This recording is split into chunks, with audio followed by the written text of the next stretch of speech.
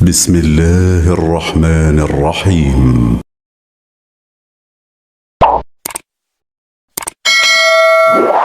بسم الله الرحمن الرحيم. السلام عليكم ورحمة الله وبركاته. الحمد لله رب العالمين، والصلاة والسلام على رسول الله الكريم سيدنا محمد وعلى آله وصحبه وذريته وأمته إلى يوم الدين، وبعد. فيا عباد الله، أوصي نفسي وإياكم بتقوى الله فقد فاز المتقون، فلا تموتن إلا وأنتم مسلمون. فقال تعالى: يا أيها الذين آمنوا اتقوا الله حق تقاته ولا تموتن إلا وأنتم مسلمون.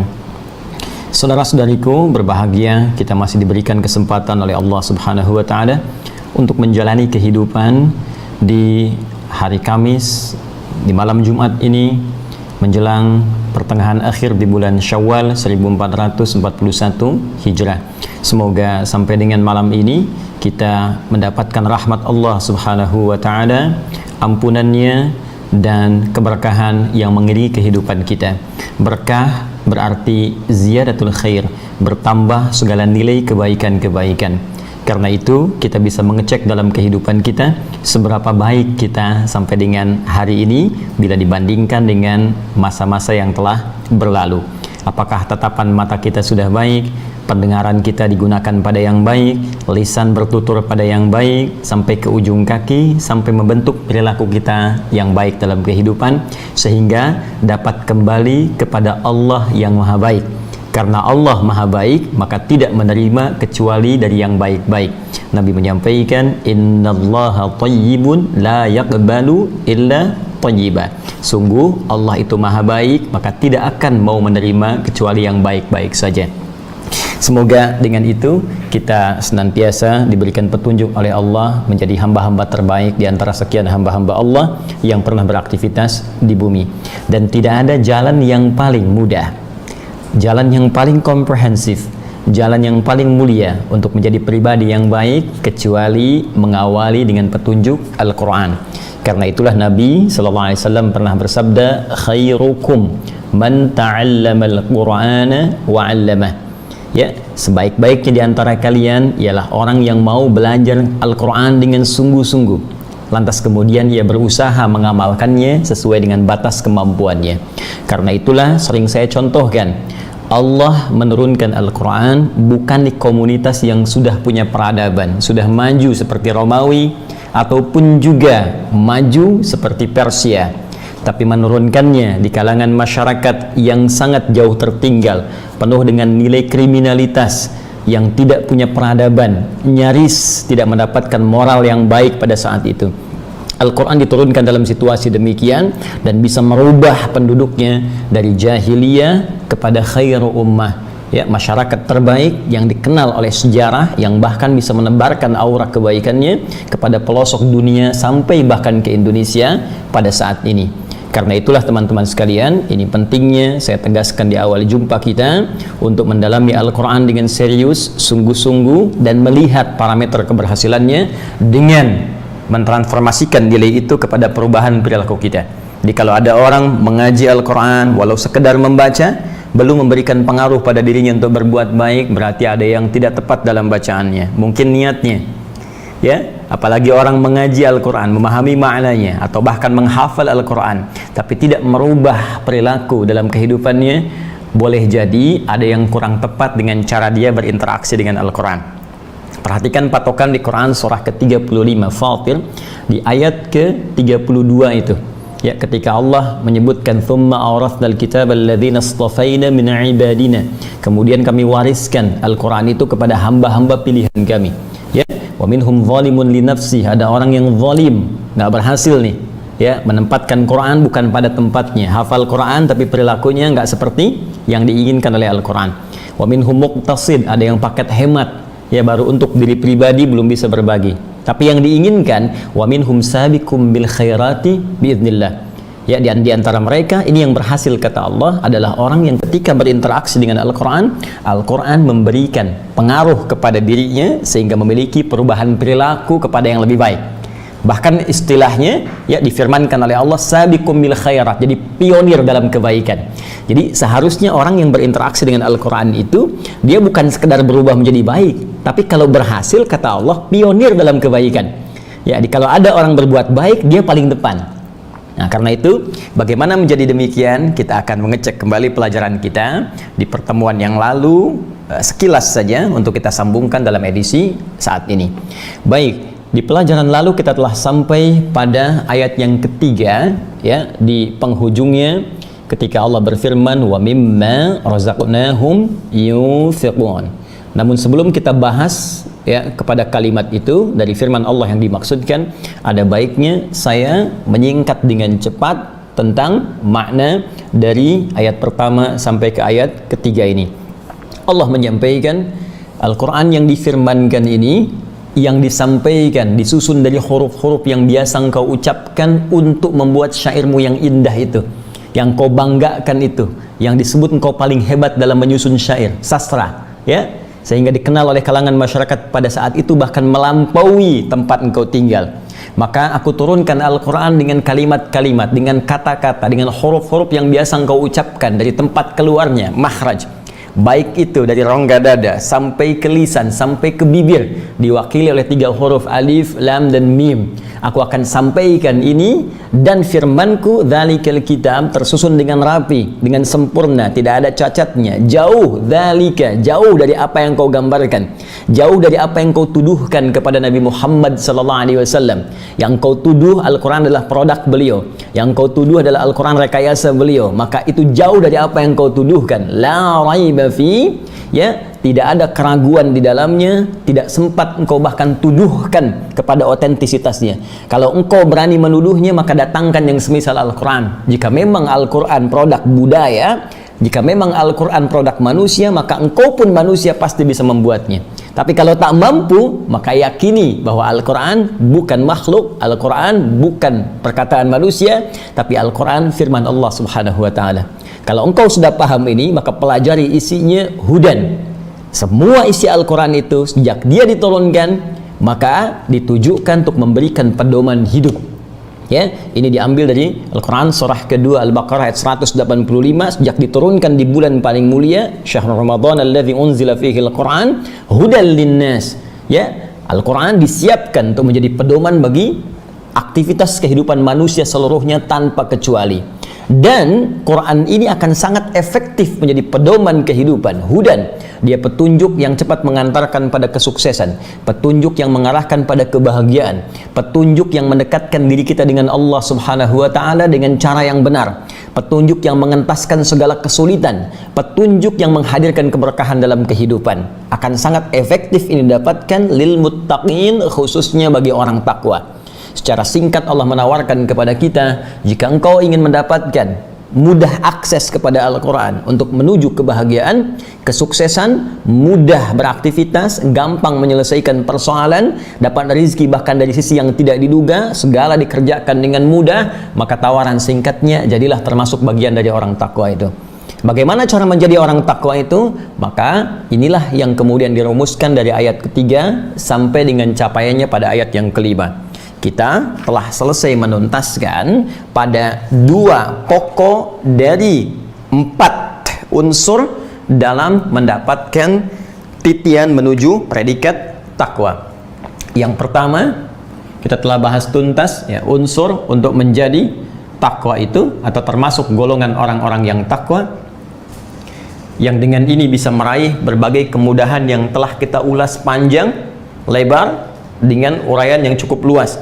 Karena itu saya sarankan bagi yang baru bergabung, silahkan mengecek kembali tayangan kita pada episode yang lalu sehingga saya tidak perlu menguraikan dengan panjang lebar lagi. Baik, untuk menjadi pribadi takwa ini syaratnya 1, ada instrumen pertama yaitu instrumen iman yang menjadi amalan hati. Ini yang telah saya terangkan pada kesempatan yang lalu.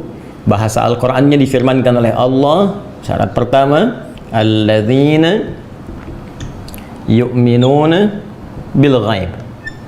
Alladzina yu'minuna bil ghaib. Jadi syarat menjadi bagian dari kalangan takwa, orang-orang spesial dalam pandangan Allah, Syarat yang pertama adalah memiliki amalan hati dalam wujud iman yang sesungguhnya, iman yang serius kepada Allah Subhanahu wa ta'ala. Ini bagian pertama. Ingat teman-teman sekalian, kalau kita i'rab, ya, i'rab itu kalau kita kembalikan ke dalam kaidah gramatikal bahasa Arab, itu untuk mengetahui kedudukan satu kata dalam rangkaian kalimat, itu i'rab. Perubahannya seperti apa? I'rab itu asalnya berubah, sesuatu yang berubah. Nah, ini perubahannya bagaimana yang berpengaruh kepada makna. Apakah ini subjek, apakah ini sifat, apakah ini predikat kata kerja, apakah ini keterangan, ataukah ini objek. Maka untuk mengetahui itu nanti kita bisa belajar lewat i'rab.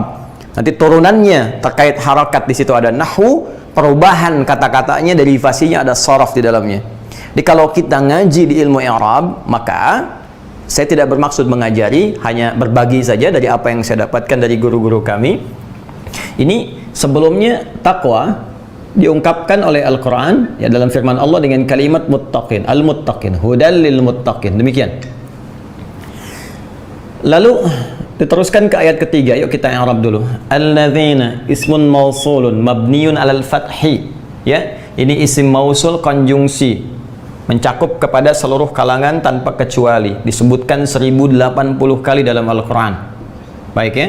Mabniun alal fathi, ya, alamatnya tetap, ya, fathah begini. Karena itu dibacanya alladzina. Kita tidak baca alladzinu, nggak ada alladzini, selalu mabni, tetap dalam harakat ini.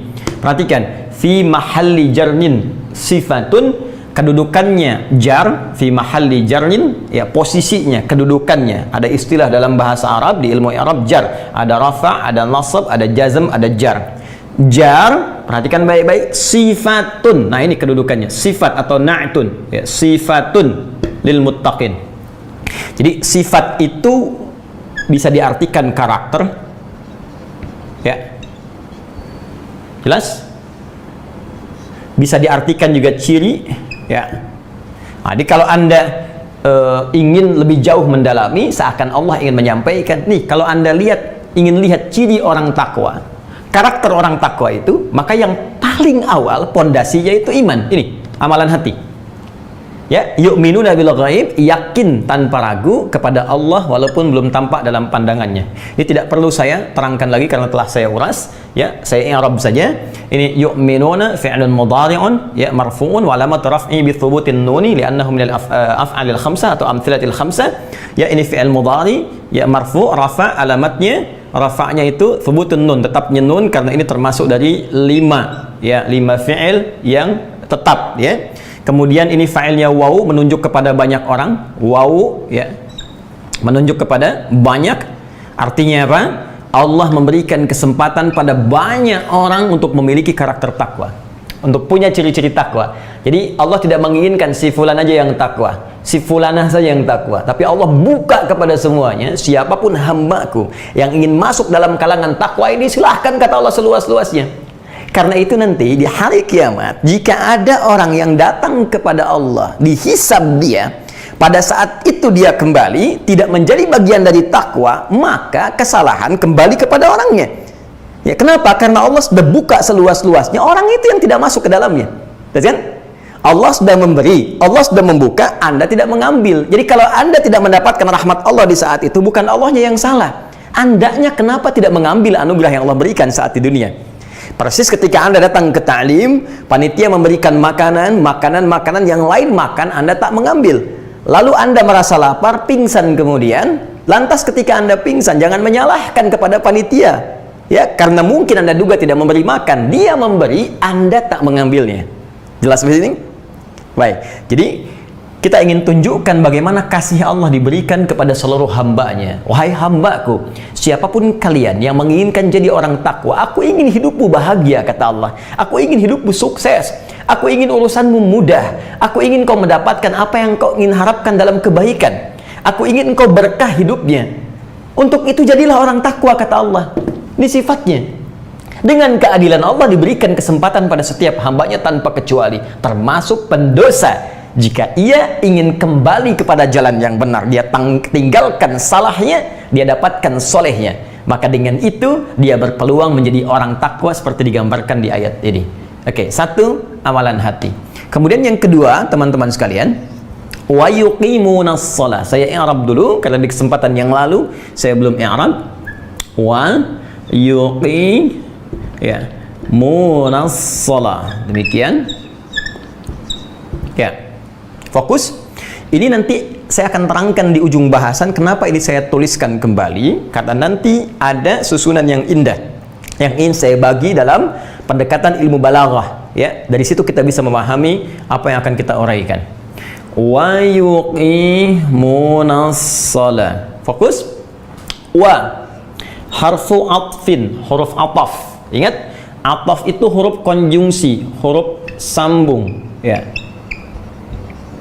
Tapi bukan mirip ya dengan isim mausul, beda dengan isim mausul.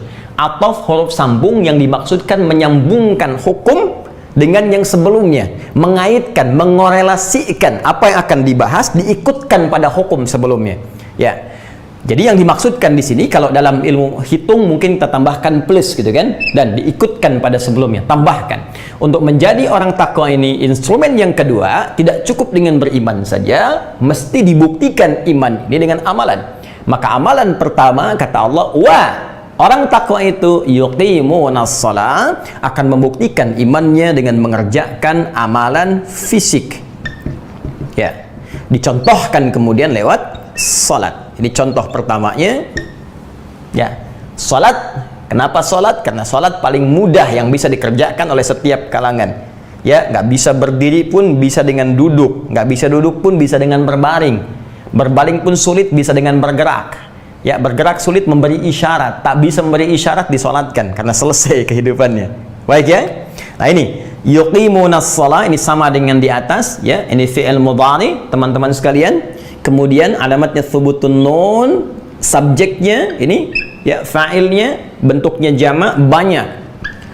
Artinya, mohon izin saya ingin mengingatkan teman-teman sekalian, Allah menawarkan kepada semua hambanya lagi. Sekali lagi, ya, sekali lagi kata Allah, siapa yang pengen jadi orang takwa silahkan. Silahkan, siapapun tanpa kecuali. Ya, maka buktikan imannya dengan melakukan amalan fisik dalam bentuk apa? Salat. Nah, ini yang ingin saya tegaskan di sini, as-shalah, teman-teman sekalian. Fokus, ini objeknya, ini amalannya. Kata Imam Muqatil, ya, beliau menyebutkan yang dimaksud di sini, teman-teman sekalian, ini lebih kepada salat fardu, wajib. Ya. Jadi dari mulai subuh, zuhur, asar, maghrib, isya, 5 waktu, 17 rakaat. Maka ini menunjukkan paling minimal. Fokus, paling minimal orang takwa itu dia menjaga kewajibannya dari sholat subuhnya, zuhurnya, asarnya, maghrib, isya, 5 waktunya 17 rakaat. Dan karena bentuknya jamak, ada juga yang memberi penjelasan kalau ingin masuk ke level takwa bukan sekedar sholat, tapi dia kejar keutamaan di balik sholat fardunya. Apa diantara yang utama? Jamak, kerjakan dengan berjamaah. Ya, dalam kondisi kekinian ada sebagian tempat gak bisa ke masjid, maka tarik ke rumah jadi imam, keluarga yang lain makmum. Masjid sudah dibuka, alhamdulillah. Awas jangan sampai ke mall datang belanja, ke masjid susah. Awas, hati-hati. Zakat mal belum dikeluarkan, zakat mall sudah keluar duluan. Oke, berangkat ke masjid, pahala bertambah di situ.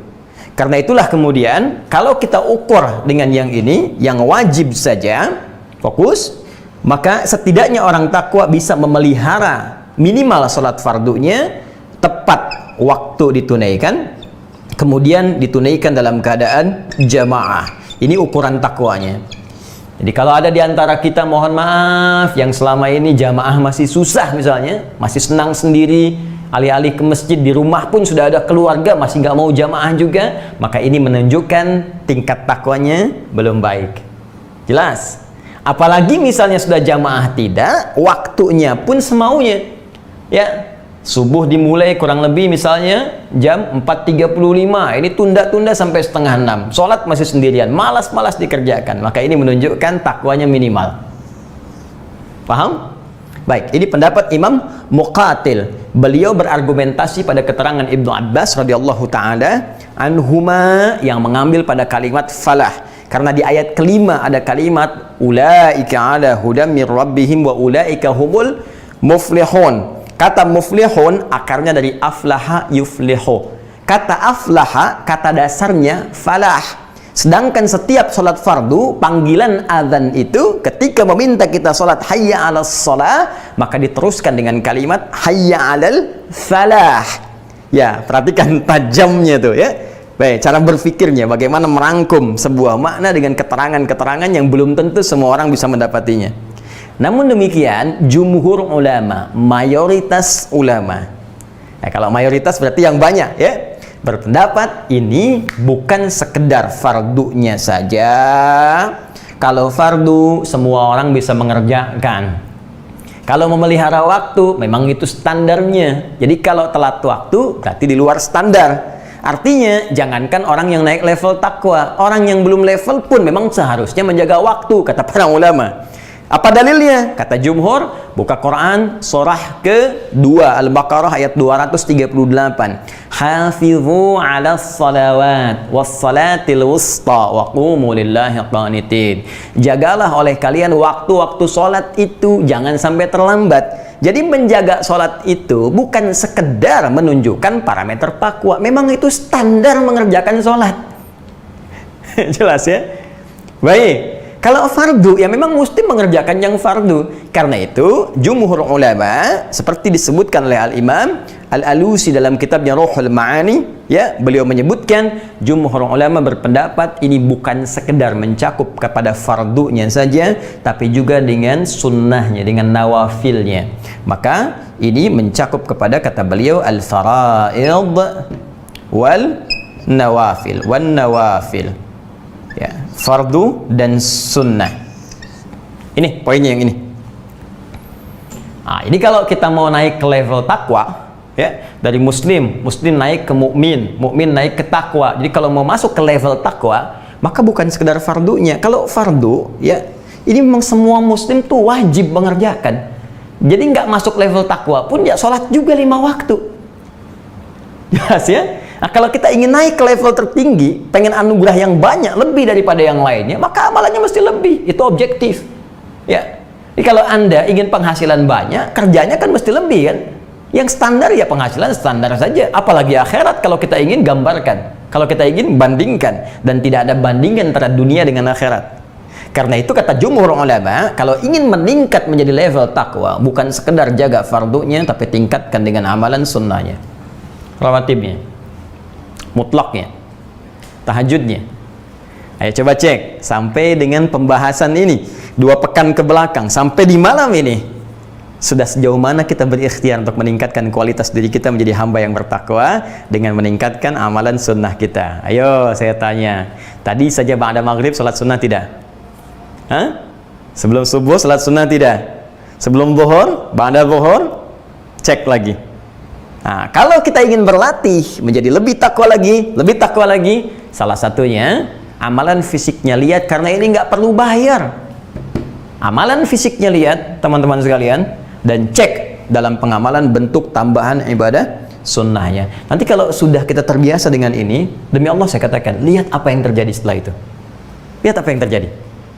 Dari mulai ketenangan jiwa, karena jaminan, saya telah terangkan di masa lalu, yu'min, iman asalnya dari kata aman, ya, diseakar dengan kata aman, artinya orang yang beriman akan cenderung merasa aman dalam jiwanya, dan aman dari hukuman Allah di akhirat, aman dari kegelisahan dunia. Artinya kalau sholatnya kita benar, setidaknya memberikan ketenangan pada jiwa. Akan tenang. Kalau nggak percaya silahkan. Apalagi kalau sampai ke level sholat sunnah, yang nawafil kita kerjakan, tahajud nggak tinggal, kita berusaha, sholat duha, sholat syuruk, ya, salat rawatib kita kerjakan, itu akan terjadi perubahan dalam hidup kita. Ada kenikmatan yang sulit dilukiskan dan nggak bisa dibeli apapun. Tidak bisa dibeli dengan apapun kecuali dibeli dengan keimanan kita kepada Allah, ya, dan kesungguhan kita berikhtiar. Nah, maksud saya, kenapa saya ingin sedikit menekankan dalam kalimat ini dengan ilmu i'rab yang kita praktekkan tadi. Saya ingin menguji pada diri saya dan kita semua sampai hari ini, sejauh mana kekuatan iman kita kepada Allah, ya, yang bisa diukur dengan peningkatan amal soleh kita.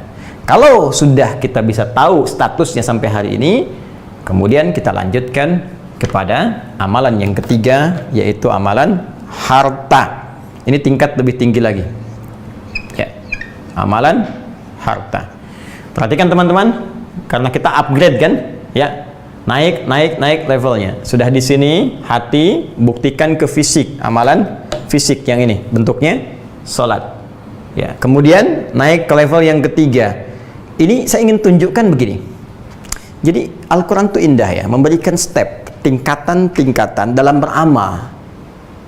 Jadi memberikan keteladanan dalam amalan secara bertahap, sesuai kemampuan. Nggak langsung gitu, ya. Paksakan, kerjakan semua, tidak. Perhatikan urutannya indah sekali. Ya, Anda yang belum ke harta, ya sudah. Ya, mulai dengan sholat dulu. Kuatkan iman, mulai sholat. Dimulai dengan fardu, naik ke sunnah. Lalu kita disupport oleh Al-Quran. Ayo cekat, tingkatkan kemampuanmu. Belajar dengan baik. Ya, berusaha dengan sungguh-sungguh. Supaya apa? Bisa naik level ke tingkat yang ketiga dari instrumen takwa, yaitu orang yang bisa beramal dengan hartanya. Jadi kita ini dimotivasi sekarang nih. Ya. Nah, apa indikasi ke arah itu? Apa dalilnya? Firman Allah, ya, setelah mengatakan wa yuqimunas salata wa mimma razaqnahum yunfiqun. Ini yang ingin saya tekankan. Perhatikan sini baik-baik. Ya, wa mimma ya razaqnahum yunfiqun. Fokus. Wa mimma razaqnahum yunfiqun. Baik, sekarang lihat baik-baik ya. Ini yang belum kita uraikan di pertemuan lalu ya. Kemarin kan baru sebagian kita bahas ya. Sekarang kita dalami. Ya, kenapa saya tulis lagi? Saya ingin tekankan kalimat ini. Izin saya hapus dulu sebentar ya untuk memberikan ruang yang lebih luas. Bismillah. Baik. Anda bisa tarik napas sebentar. Ya. Saya juga bisa turunkan tempo sedikit sehingga bisa lebih gampang untuk ditangkap. Saya mohon izin tadi agak sedikit cepat karena apa yang saya uraikan tadi lebih banyak diulas di pertemuan sebelumnya. Ya, saya tambahkan dengan yang Arab. Fokus ini. Lihat susunannya dulu, teman-teman sekalian. Ini alladzina yu'minun. Ya. Ini kata sambung, bentuknya sifat, karakter, tapi di sini dimulai untuk menunjukkannya. Fokus, ya. Yu'minun bil ghaib. Ketika disambungkan dengan waw, ataf ke atas, kalimatnya yuqimun. Ini kata kerja, ini kata kerja. Perhatikan baik-baik. Ini un, baru objeknya. Ini pun begitu, baru objeknya. Jar wa majrur muta'alliqun bi mahdhufin. Ya, dengan maf'ul. Ini fi'il, fa'il, kata kerja, kemudian di sini subjeknya. Ke sini kaitan dengan yang lain yang tidak disebutkan jadi objek. Di sini juga sama, kata kerja. Ini un paling gampang, ini yu'un, ini yu'un, baru objek. Tapi ketika menyebut harta, ini menarik. Kata kerjanya justru diakhirkan. Yu'un, yunfiqun. Kalau standar bahasa biasa, awas, bukan ya Al-Quran, di luar Al-Quran ya, yang bahasa biasa, yang standar, bukan Al-Quran dengan tingkat sastra yang sangat tinggi, dengan makna yang sangat luas, luar biasa, maka konsistensi kalimatnya ya, ini menunjukkan Al-Quran bukan buatan manusia. Kalau bikinan manusia, kalimatnya akan begini. Lihat kalimatnya ya, wa di sini wa, karena ini diikutkan pada hukum sebelumnya ya. Ini ikut hukum ke sini, yang ini ikut hukum ke sini. Karena itu di sini pakai waw, di sini pakai waw juga ya. Kalau kalimatnya standar manusia, di sini wa yuqimun, yu'minun, yuqimun, seharusnya di sini ini didahulukan wa yunfiqun, yunfiqun ya, mimma razaqnahum. Asalnya begini. Ini kata dasarnya. Coba lihat ya. Kalau ini kalimat manusia biasa, maka urutan standarnya akan berbunyi begini. Alladzina yu'minuna bil ghaib wa yuqimunas shalah wa yunfiquna mimma razaqnahum. Kenapa? Karena standarnya berurut. Ini kata kerja, ini kata kerja, ini kata kerja. Tapi pertanyaannya, kenapa ketika beramal harta pada bagian instrumen yang ketiga justru kata kerjanya diakhirkan? Ditakhir, dan ini justru diawalkan, ditakdim, dimajukan ke depan. Wa mimma razaqnahum dikedepankan, fokus, sedangkan kata kerjanya diakhirkan. Apa rahasianya? Ya, Dan kalau kita terjemahkan, ya, kalau yang ini kan begini, beriman kepada yang gaib, mengerjakan sholat, ya. Kalau kata kerjanya begini susunannya, maka terusannya dan menginfakkan sebagian apa yang kami berikan. Tapi yang ini terjemahnya beda.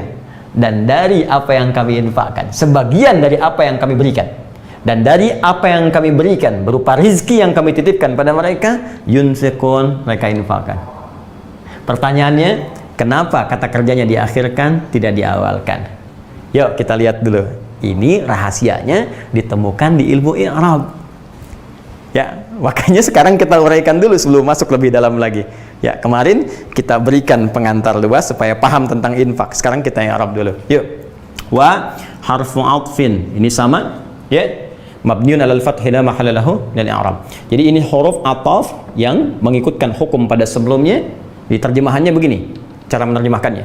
Dan orang-orang yang memiliki karakter takwa itu, punya ciri takwa itu, dia juga, saya sebut juga, nambahkan yang ini, selain beriman kepada Allah dengan kuat tanpa ragu, rajin mengerjakan sholat bahkan dengan sunnahnya, baiknya juga dia, nah ini, mengerjakan amalan harta yang ketiga. Apa itu?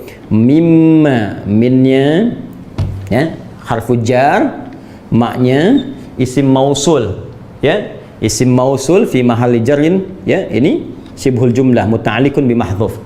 Wa mimma, dan orang-orang yang punya instrumen takwa itu, mimma razaqnahum, ini kuncinya.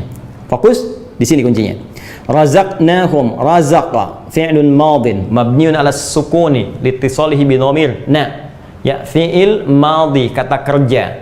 Ya, apa alamatnya? Mabniun 'ala sukun, ditetapkan dengan sukun karena itu dibacanya sukun, bukan razaqa tapi razaqwa.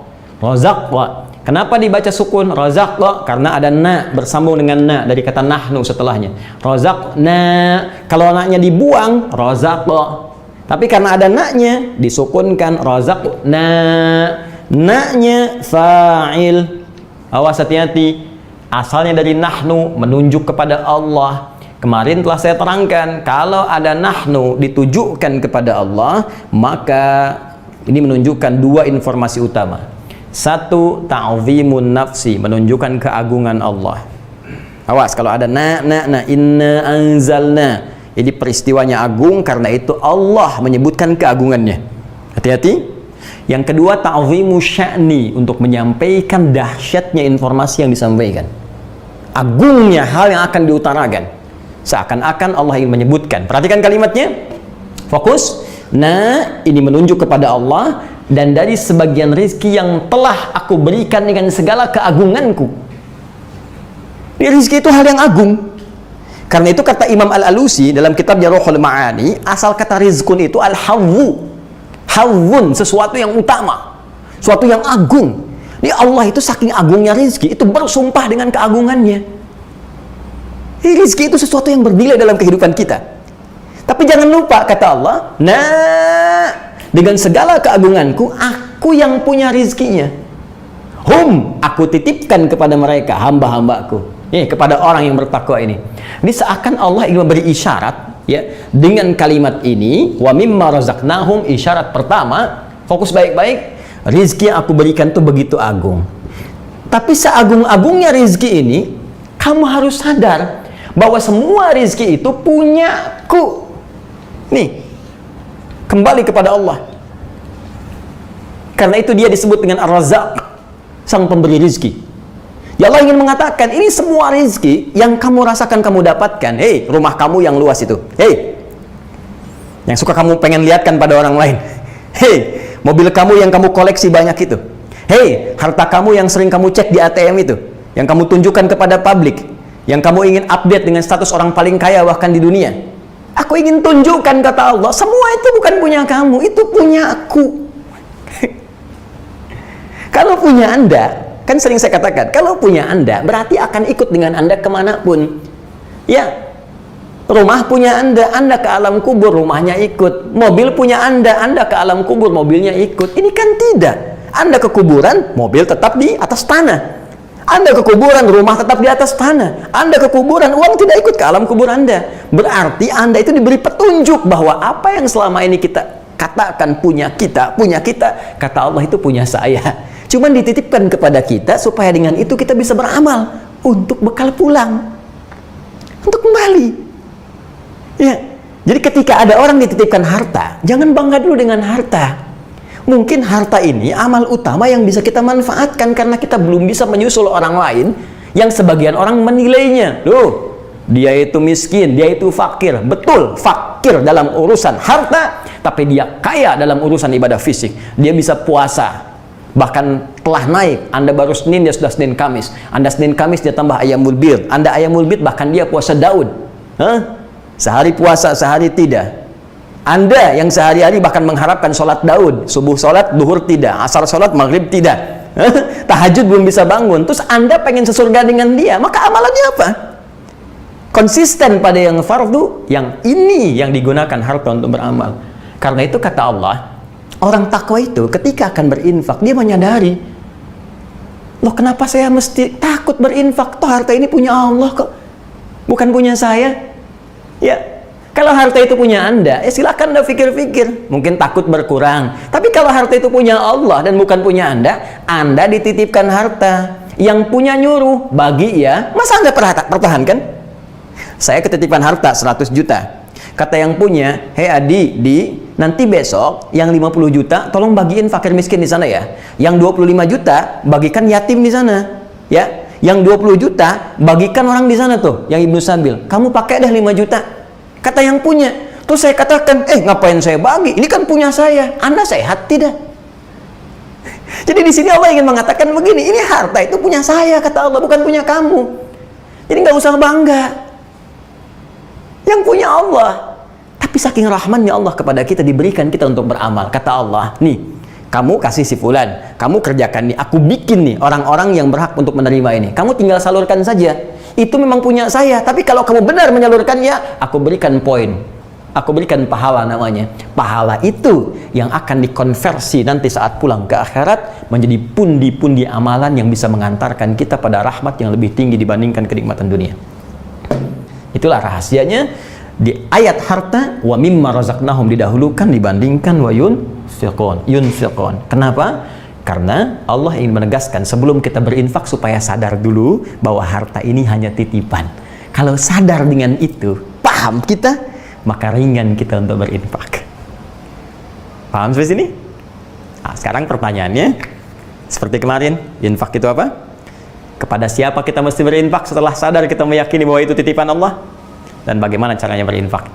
Kita akan lanjutkan setelah menunaikan sholat Isya berjamaah, insya Allah. Ya, kita lanjutkan kembali. Ingat ya, ba'da Isya, jeda sejenak untuk menunaikan sholat sebagai wujud aplikasi dari teori yang telah kita bahas. Jangan sampai kita banyak menyampaikan tapi lupa beramal. Sudah azan, jeda sebentar, kita sholat, lalu kita lanjutkan kembali.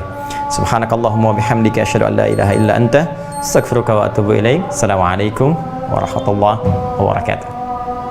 Bismillahirrahmanirrahim. Assalamualaikum warahmatullahi wabarakatuh. Alhamdulillah wassalatu wassalamu ala Rasulillah wa ala alihi wa sahbihi wa man walah wa ba'du.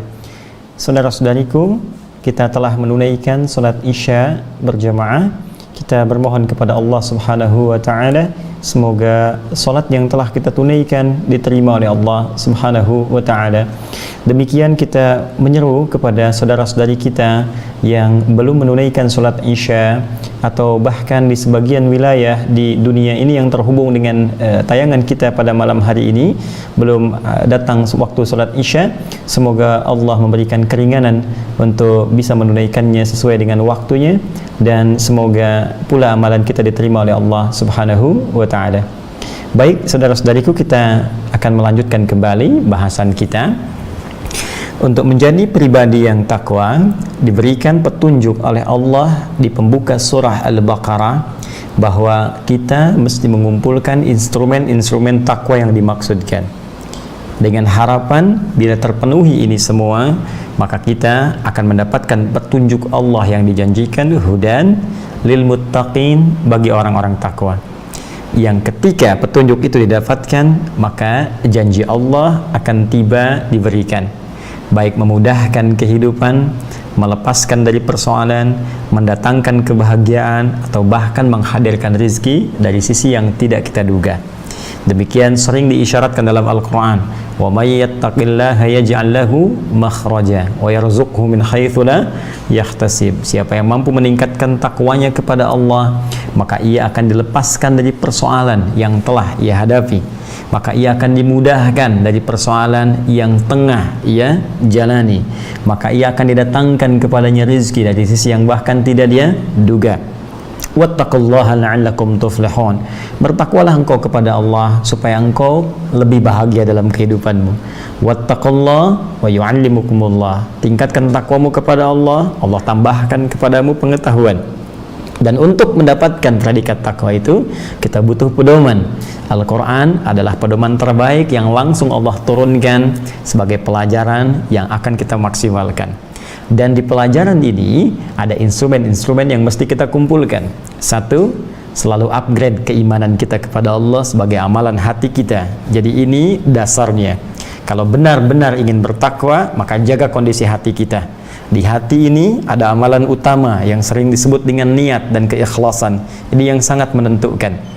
Karena itu Al-Imam Al-Bukhari bahkan membuka kitab hadisnya yang utama itu, yang kita kenal dengan Sahih Al-Bukhari itu, dengan 97 pembahasan, pertama kali dibuka, padahal kitabnya Bad'ul Wahyi, pembuka wahyu, tapi hadisnya tentang niat.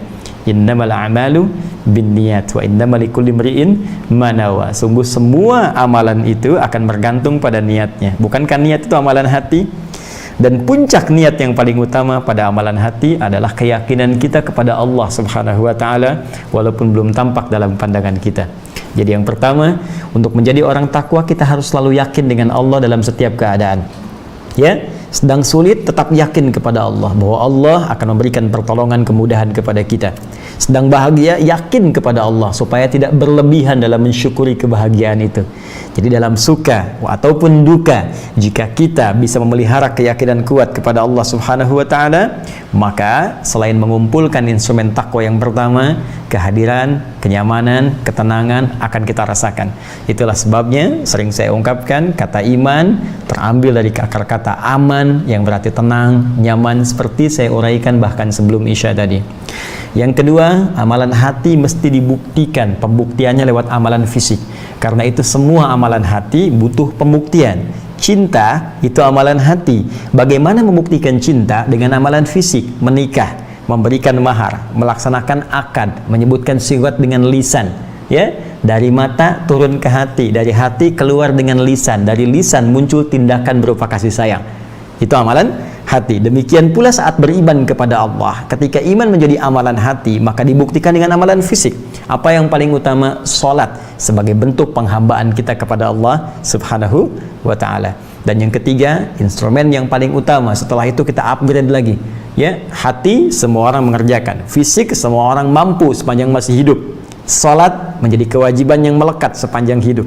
Tapi yang ketiga, ini lebih spesial lagi. Karena itu kalau Anda ingin menjadi golongan takwa yang lebih spesial dari yang kedua, maka berusaha mendapatkan amalan yang ketiga, yaitu infak. Dan di sini kita berbicara tentang firman Allah. Perhatikan kalimatnya baik-baik. Ya, wa mimma razaqnahum yunfiqun.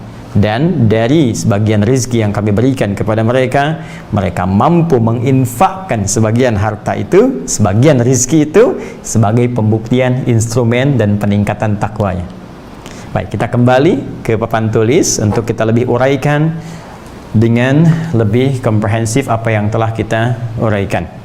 Ya, seperti saya janjikan bahwa dalam setiap pembahasan saya juga mencoba menghadirkan beberapa ya karya atau kitab para ulama sehingga kita bisa menelusuri jejak-jejak ilmiah ya dari para pendahulu kita sebagai acuan utama dalam pembahasan kajian tafsir kita. Alhamdulillah, sebelum saya membahas, biasanya saya membiasakan mengkaji dulu, mengaji dulu, meriset dulu, baru kemudian mengutarakan apa yang telah kita pelajari, supaya apa yang kita sampaikan terukur dari ranah keilmiahannya, dari ranah pengetahuannya. Baik teman-teman, ini instrumen yang ketiga yang terkait dengan instrumen takwa setelah iman dan amalan fisik berupa salat, yaitu amalan harta. Tadi telah kita uraikan yang menarik dari firman Allah ini, kata kerjanya diakhirkan dan diawalkan untuk mengingatkan kepada kita berupa objek infaknya, objek hartanya yang dilekatkan dengan pemiliknya, yaitu Allah Subhanahu wa taala, yang di sini menggunakan bentuk ta'zimun nafsi, ta'zimus sya'ni. Sekali lagi Allah ingin menegaskan melalui uraian firman-Nya ini bahwa harta yang kita rasakan, kita peroleh itu, kita gunakan itu, hakikatnya semua titipan Allah Subhanahu wa ta'ala. Ya, titipan ini baik-baik diingat teman-teman sekalian. Pertama, bersumber dari Allah, ya, dan saking pentingnya titipan ini menggunakan bentuk ta'zimun nafsi, ya, bentuk pengagungan kepada Allah. Yang kedua, titipan ini juga punya fungsi yang sangat agung, fungsi yang sangat dahsyat. Karena itu, kata na bersumber dari nahnu memiliki makna yang kedua, ta'zimu sya'ni. Ta'zim, kan? Ta'zim asy-sya'ni, ya. Mengagungkan satu informasi, satu keterangan yang ingin disampaikan. Apa keterangannya? Titipan ini, rizki teman-teman sekalian, ya, itu adalah titipan Allah, dan ketika dititipkan dia memiliki fungsi yang sangat agung. Ini ta'zimu sya'ni, ya. Apa fungsi yang agungnya itu? Ini infak. Jadi infak itu amalan agung, infak itu amalan spesial, infak itu amalan luar biasa. Bahkan nanti kita akan turunkan apa yang menjadi spesial dari amalan infak ini. Bukan hanya akan membangun terowongan seperti yang saya terangkan di pertemuan lalu, yang bisa menjadikan satu wasilah yang menembus, ya, sinar terang ketika kembali kepada Allah melalui alam kubur. Saat orang lain merasakan kegelapan, Anda mendapatkan satu terowongan yang luar biasa terang untuk menuju Allah Subhanahu wa ta'ala dengan infak itu. Bukan sekedar itu, tapi infak nanti kita akan dapatkan keagungan pahalanya, keagungan apresiasinya, keagungan balasannya, dan keagungan limpahan yang sangat dahsyat dari Allah Subhanahu wa ta'ala. Karena itu, apresiasi bagi orang yang infak bukan sekedar menjadikan dirinya mendapatkan instrumen takwa yang ketiga, tapi juga mendapatkan penilaian agung di sisi Allah Subhanahu wa ta'ala. Baik, sebelum sampai ke sini, mari kita lihat baik-baik. Saya ingin tegaskan dari apa yang saya terangkan di pertemuan lalu, ini bentuknya penegasan. Allah telah menegaskan bahwa yang diinfakkan itu rizki. Ini, razaqnahum, rizkun. Awas ya, ada razqun, ada rizkun. Oh, ada rozki, ada rizki. Ya, awas, mau pakai Z, razki. Ya, kadang orang Indonesia narik seperti pakai S, rozki, itu pakai Z asalnya, rezeki atau rizki, ya. Nah, apa bedanya? Ya, sebetulnya akarnya sama, razaqa yarzuqu. Tapi kalau razqun, nah, itu pemberiannya, ya. Pemberian al-i'ta lima yustafadu bihi atau yuntafa'u bihi al-hayawan wa ghairuh. Ya, setiap pemberian yang bisa dimanfaatkan oleh makhluk yang bernyawa, ya. Baik, jadi hewan bisa manfaatkan, bahkan ada yang meluaskan, tumbuhan bisa manfaatkan. Bukankah air itu rizki, kan? Ya, maka hewan, tumbuhan juga memerlukannya, termasuk manusia, makhluk yang bernyawa, apalagi, ya. Baik, jadi setiap yang bisa dimanfaatkan itu pakai fathah, razkun, ya. Baik, tapi kalau kita ingin gunakan namanya, ismun atau masdarnya, maka gunakan kasrah, rizkun. Hah? Maka kalau kita gunakan rizkun, itu bagi namanya atau masdarnya, sumber inti pemberiannya, inti dari pemberian. Nanti saya tuliskan, nanti ini ada kaitannya nih dengan ayat, ya. Nah, jadi ini inti. Jadi kalau kita bicara rizki, ini inti dari satu pemberian, sesuatu yang utamanya. Ya, jadi seakan kalau kalimatnya menggunakan rizkun, kalau Anda mau ngasih itu, cari yang utama. Inti itu kan utama, ya kan? Jadi kalau kita mau punya sesuatu, ya, yang paling berharganya kan yang intinya, kan? Yang paling bernilai kan yang intinya, kan? Baik, kalau ada makanan di sekitaran kita, yang lain cuma hiasan-hiasan, cabai, sambal itu hiasan. Yang utamanya kan nasinya, ayamnya, gitu kan? Baik, jadi kalau Anda mau berbagi, jangan cabainya kasih orang, nasinya Anda makan. Jelas, ya? Ya, soto yang berharganya itu apanya?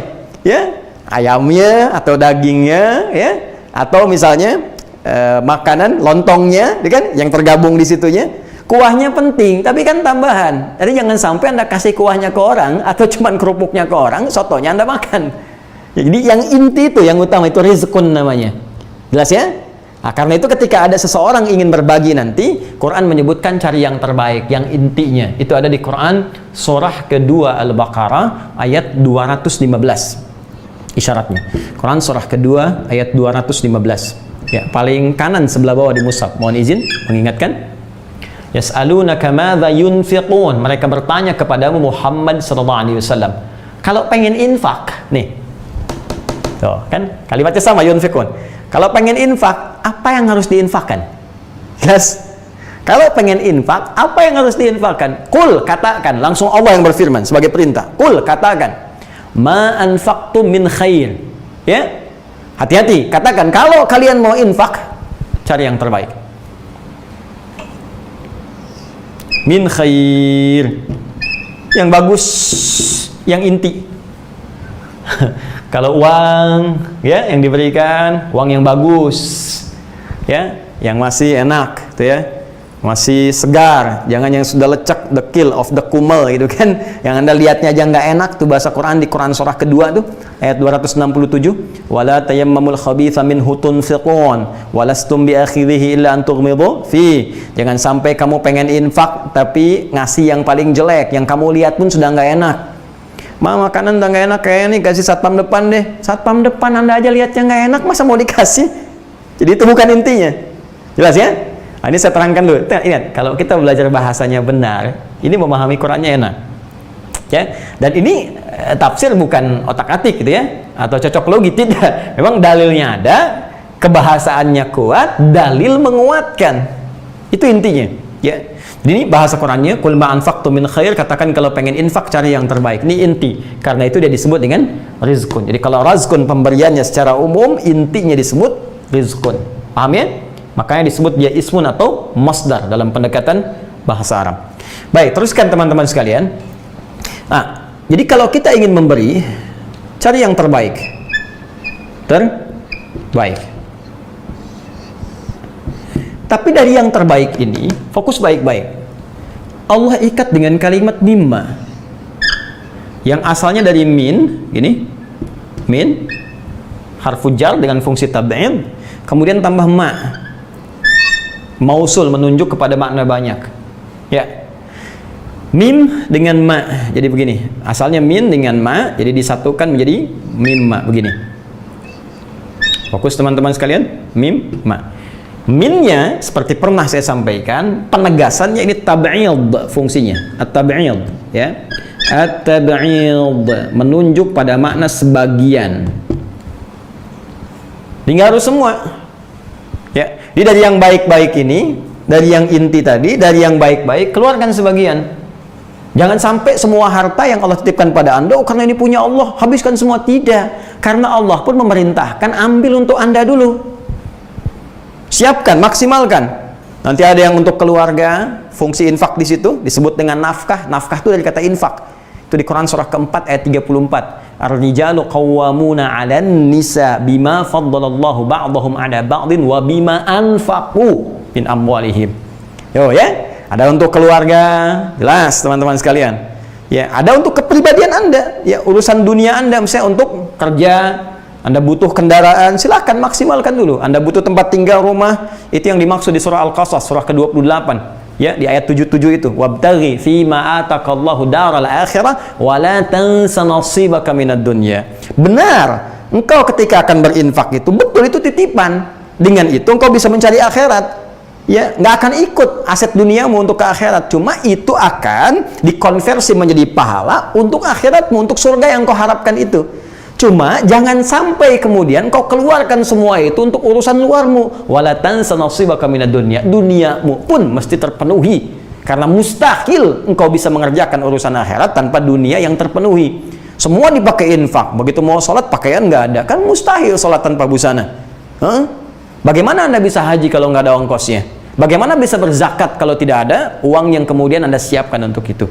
Baik, teman-teman sekalian, karena itu At-tab'id di sini dipahami sebagian, jadi bikin anggaran. Kalau penghasilan misalnya sebulan ada 5 juta nih, ya, kemudian untuk urusan yang baik-baik di keluarga semua terpenuhi, ada misalnya 4 juta nih, dengan tabungan anak sekolah ada anggaran 1 juta infak, maka anggaran itu dibagi misalnya untuk sebulan, ya, bagi siapkan untuk infak Anda. Mau langsung diberikan boleh, karena makna infak bisa berarti zahab, ya, khuruj atau nafad, keluar secara sekaligus, boleh.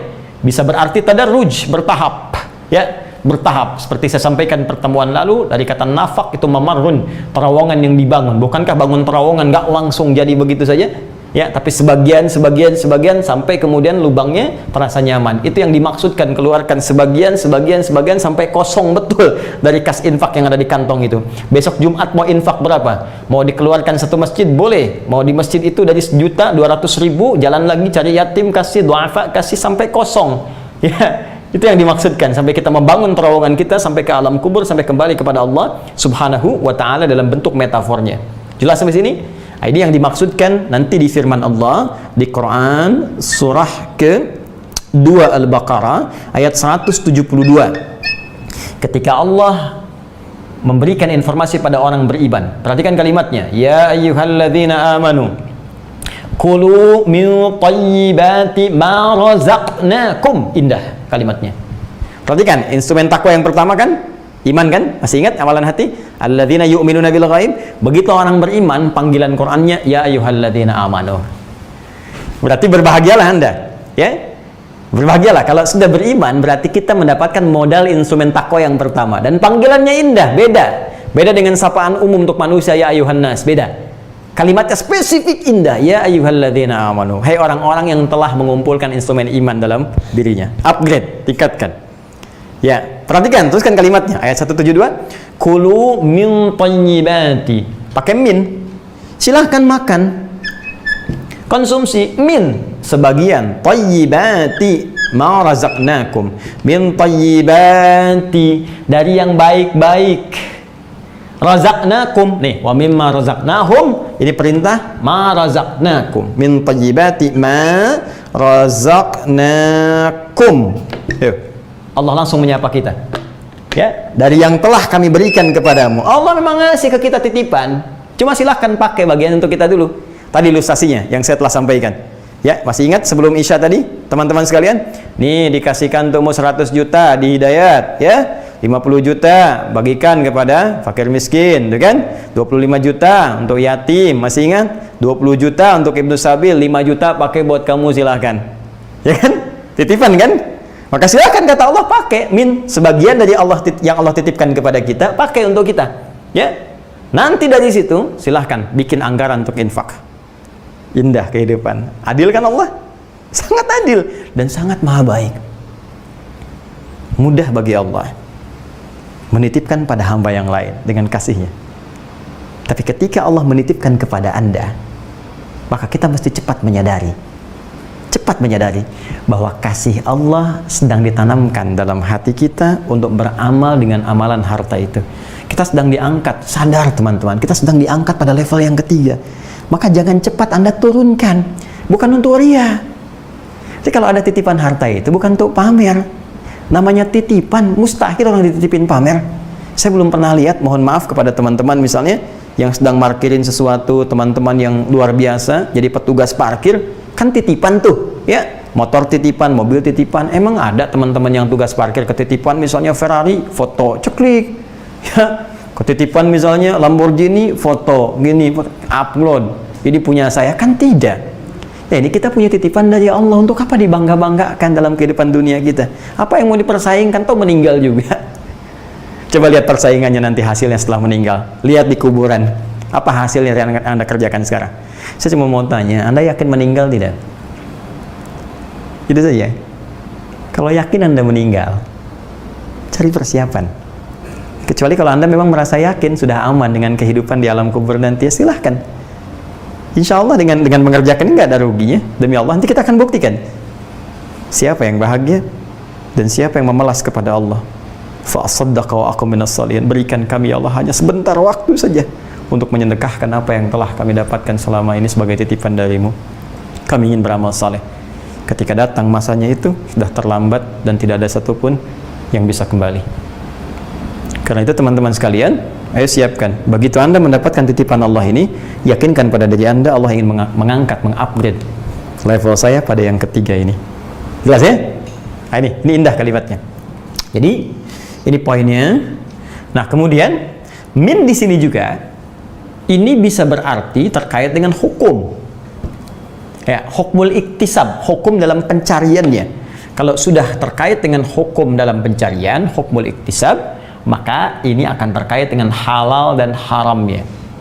Fokus ya, halal dan haram.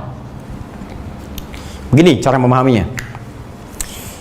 Rizki ini masih umum. Di semua yang Allah berikan umum. Ya. Tumbuhan, hewan, mineral itu ada emas, ada barang tambang segala rupa dan benda-benda yang bisa kita dapatkan. Semua rizki dari Allah, masih umum. Nah, cara kita mendapatkannya itu akan menentukan status rizki itu berupa titipan Allah tadi, apakah jadi halal atau haram. Paham? Rizkinya masih umum, baik, thayyib. Ya, nggak ada yang jelek dari Allah, semuanya baik. Nah, ketika Allah akan titipkan kepada kita, cara ngambil kita bagaimana? Ya, saya mau nitipkan kepada Anda nih, ini bukan permisalan apapun, ya, hanya membangun ilustrasi antara kehidupan kita. Saya mau nitipkan kepada Anda, tiba-tiba ada yang ngambilnya, ada yang ngambilnya mau mukul, ada yang ngambil pakai senjata, ada yang nodong. Dikasih baik-baik kok nodong. Ketika ngambil saja dengan cara yang sopan, kan? Nah, ini Allah ngasih kepada kita dengan cara yang berbentang. Laisa kamitslihi syai'. Gak bisa diserupakan dengan perumpamaan apapun. Tapi yang paling gampang dipahami, Allah ngasih kita segala hal dan memberi pedoman kepada kita bagaimana cara ngambilnya. Ya ayyuhan nasu kulu mimma fil ardi halalan thayyibah. Hai manusia, aku berikan rezeki kepadamu, silahkan ambil untuk kamu makan, untuk kamu bagikan, untuk kamu share dengan yang lain dengan cara yang legal. Maka diberikan turunan-turunan petunjuk dari Nabi. Ini cara benar untuk begini, jangan korupsi, jangan menipu, jangan nyogok. Awas hati-hati, jangan mencuri, jangan merampok, jangan menyakiti orang, jangan menumpahkan darah, jangan riba, macam-macam diturunkan. Nah, cara mengambil ini itu yang akan memengaruhi kepada hukum. Jika cara mengambilnya benar, maka rizki ini jatuhnya halal. Jika cara mengambilnya salah, maka rizki ini jatuhnya haram. Awas, hati-hati. Rizki netral asalnya, semuanya baik. Cuma cara Anda mengambil itu menentukan kualitasnya. Begitu diambil benar, halal. Diambil dengan cara yang salah, haram.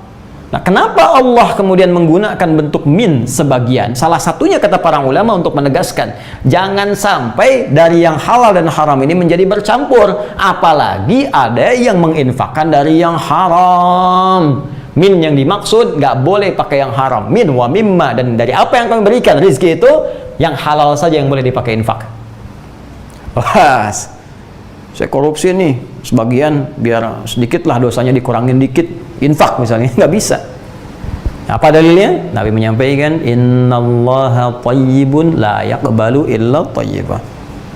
Allah itu maha baik, maha bersih, tidak akan menerima apapun dari yang kotor, ya, kecuali yang baik-baik saja, yang bersih-bersih saja, ya. Maka jalannya bagaimana? Kalau memang pernah bersalah, tidak ada manusia yang sempurna, semua pernah punya salah. Dan manusia terbaik itu ketika dia salah, dia beralih menjadi soleh, dia tinggalkan kesalahannya. Kadang-kadang saking baiknya Allah diberikan jalan, ya, penegak hukum dipermudah mengakses ke orang itu, ya, bahasa manusia mungkin ditangkap, dimasukin penjara. Sebetulnya Allah sedang memberikan peringatan, mengisolasi supaya nggak gabung dulu, supaya kita taubat balik lagi. Maka saya sarankan tuh, ya, yang ngambil yang haram-haram, yang korupsi, para koruptor itu, yang mencuri, yang begal, yang macam-macam, Allah kasih cara yang benar, jauhi yang salah. Dan kalau pernah salah, jangan tutupi kesalahan itu, perbaiki diri. Dan jangan timpakan pada yang salah itu perasaan bisa beramal baik dengan mengerjakan infak dari harta yang haram tadi. Ya, harta korupsi, nyumbang bikin madrasah, nyumbang bikin masjid, akan diterima oleh Allah Subhanahu wa Ta'ala, hanya memperberat beban saja. Jelas sampai sini? Ya, termasuk di sini menunjuk aspek halal ini juga kepada aspek zatnya, bendanya yang diinfakkan. Hati-hati. Ya, karena itu benda-benda yang spesifik haram, walaupun tanpa ada kaitan dengan cara mendapatkannya tetap haram. Contoh, bir haram. Ya, hartanya halal tapi beli bir terus mau infak nih sama teman-teman supaya mabok gitu kan. Nah, itu haram. Ya, infak babi misalnya haram, tidak boleh karena sudah masuk kepada dzati, bendanya memang haram dalam keyakinan Muslim. Kita menghormati, menghargai keyakinan, kepercayaan saudara-saudari kita sebangsa yang lain. Tapi kita menjaga iman kita supaya terjaga dalam nilai keagamaan yang benar. Jelas? Baik, sekarang kalau sudah paham, baru kita masuk ke infaknya. Yuk, teman-teman sekalian. Paham ya? Jadi infak itu sifatnya materi. Kalau materi itu bisa hartanya, dalam bentuk pokoknya misalnya uangnya, bisa wujud kepada makanan, bisa wujud kepada pakaian, boleh. Silahkan, yang kira-kira tadi bisa dimanfaatkan. Tapi yang sifatnya materi, zahir, jadi infak ilmu misalnya, itu bukan infak namanya, itu sedekah umum. Ya kullu ma'rufin, setiap kebaikan namanya ya sedekah, pemberian yang membenarkan keadaan iman kita. Tapi kalau kita wujudkan dalam bentuk infak, sifatnya materi yang terasa, yang bisa dikonsumsi atau digunakan dalam keseharian. Jelas? Baik. Nah, sekarang kita masuk kepada turunannya. Kalau saya mau infak, kepada siapa infak itu diberikan? Ini dia. Sudah? Satu. Kemudian yang kedua, ini yang paling menarik. Apa yang Allah janjikan dari nilai pahala pada amalan infak ini? Nilai pahala pada amalan infak. Nanti kita bandingkan dengan pahala sholat misalnya, ya. Dan yang ketiga, ini yang paling indah. Ustadz katakan dari kata infak ini ada akar kata nafak, membangun terowongan sampai ketemu dengan Allah, sampai dapat anugerah spesial di surga. Surga seperti apa yang Allah janjikan bagi orang yang senang berinfak? Awas, kita sedang tidak memberikan satu janji atau harapan, tapi kita sedang membuktikan. Hati-hati segala firman yang disampaikan Allah dalam Al-Quran. Dan ingat, saya katakan dari awal, pembahasan tafsir ini muaranya pada keyakinan, disebut dengan iman. Kita mukmin, karena itu tugas kita pertama meyakini apa yang Allah sampaikan. Kalau Anda nggak mau yakin, itu kembali pada Anda. Kami tidak memaksa, tapi nanti kita akan lihat saat kembali ke akhirat. Ya, siapa yang benar, siapa yang selama ini meragukan dan bertanggung jawab atas segala keraguan yang ia sampaikan. Baik, yuk kita lihat. Bismillah. Sekarang kita langsung satukan ini, teman-teman sekalian, supaya efektif pembahasan di ayatnya. Banyak ayat yang sangat beragam di Al-Quran. Kita ambil yang langsung kepada inti pembahasannya. Yuk, siapa dulu? Kita satukan dengan nilainya. Kita temukan di Quran surah kedua Al-Baqarah di ayat 261. Ini ayat infak nih. Ya, sampai ke 267 itu turunan infak. Mari kita lihat. Mathalul ladzina yunfiquna amwalahum fi sabilillah. Perumpamaan orang-orang yang menginfakkan harta mereka fi sabilillah, di jalan Allah. Satu, kepada siapa infak diberikan? Jawaban Al-Quran pertama, fi sabilillah. Baik, kalimat umum dulu. Jelas? Karena itu seringkali infak disandingkan di Al-Quran dengan kalimat sabilillah. Wa anfiqu fi sabilillahi wa la tulqu bi aydikum ila tahlukah. Berinfaklah di jalan Allah, jalan Allah, jalan Allah. Itu satu. Baik, teman-teman sekalian, kalimat fi sabilillah itu maknanya luas. Segala hal, aktivitas yang berlangsung di jalan Allah. Dari keluasan ini, ada yang spesifik dimaknai oleh ulama. Ada yang sifatnya khusus, spesifik, ada yang terbuka amalannya. Ya. Yang spesifik ini tingkat pertama, adalah amalan infak yang diberikan sebagai support pada perjuangan langsung di medan perang, medan jihad berupa peperangan, jika memang tuntutan jihad itu sedang terjadi. Ya, misal, mohon maaf, kita Indonesia nih, mudah-mudahan tidak terjadi situasi ini, Tapi kita ilustrasikanlah ke masa-masa lalu saat kita sedang berjuang melawan penjajah. Ya, baik itu dari Portugis, baik itu dari Belanda di masa-masa lalu itu ketika datang, ya, lalu orang-orang Islam ikut berjuang. Ingat, Indonesia ketika dilahirkan, rahimnya, ya, rahim kelahiran Indonesia itu, saham umat Islam itu begitu besar. Dan itu dibuktikan oleh sejarah. Dan kita membentuk negara kesatuan Republik Indonesia dengan keadaan yang sangat terbuka, saling menyayangi satu dengan yang lainnya. Tapi jas merah, jangan sekali-kali melupakan sejarah bahwa pada saat itu para ulama turut berjuang. Bahkan ada yang membuat resolusi jihad. Hadratus Syekh Kiai Haji Muhammad Hashim Asy'ari bin Asy'ari. Baik, ada nanti di Tasik muncul, ya, ada di Bekasi muncul, ada di Cirebon muncul, di Banten muncul, sampai wilayah Indonesia, sampai ke timur, sampai ke Maluku, dari Pasai, dari Aceh sana, ya, dari Sabang sampai Merauke, keluar semua. Anda tahu apa yang terjadi? Mereka bukan sekedar menginginkan kita merdeka dari penjajahan, ekspansi orang-orang yang datang itu untuk menjajah bumi pertiwi kita, tapi lebih daripada itu, mereka niatkan semuanya sebagai jihad fi sabilillah. Tidakkah Anda ingat betapa di antara banyak mereka bukan hanya mengorbankan jiwanya, tapi mengeluarkan harta benda yang paling berharga? Masih ingatkah bagaimana saudara-saudariku di Aceh? Dan saya mencintai Anda semua, saudara-saudariku di Aceh, sebangsa setanah air. Saya menyayangi Anda. Bahkan cita-cita terkecil saya waktu dulu tuh, saya pengen mengunjungi Aceh, saya pengen lihat, dan telah terwujud, alhamdulillah. Masih ingatkah bagaimana masyarakat Aceh mengumpulkan harta bendanya, gelangnya, emasnya, untuk mendapatkan kita pesawat pertama itu yang kita banggakan? Ya, bukankah apa yang mereka korbankan harta benda? Itu jihad fi sabilillah. Di antara yang lainnya ada yang nyumbang makanan bagi para pejuang kita. Ya, Tentara Nasional Indonesia yang lahir dari rahim rakyat Indonesia. Yang panglima besarnya, Masya Allah, seorang guru, ya, di sekolah Muhammadiyah. Ya, dengan keadaan yang terbatas tapi zikirnya sangat luar biasa itu. Bagaimana support dari masyarakat diberikan? Ada yang infak makanan, infak bahan pokok, infak macam-macam, infak hartanya. Itulah jihad fi sabilillah. Jadi ketika tuntunan ini terjadi, makanya saya sering katakan, jangan ajari orang Islam tentang aktualisasi dari Pancasila, tentang aktualisasi dari kecintaan kepada bangsa, kecintaan kepada negara, karena dalam ajaran Islam itu sudah otomatis terkandung kecintaan pada setiap bumi yang dipijak. Orang Islam tuh pasti cinta pada negaranya. Orang Islam pasti cinta pada tanah airnya. Karena itu saya sering katakan, kalau ada satu pun terjadi pada negara, maka yang pertama kali tergerak untuk membelanya adalah orang Islam. Kenapa?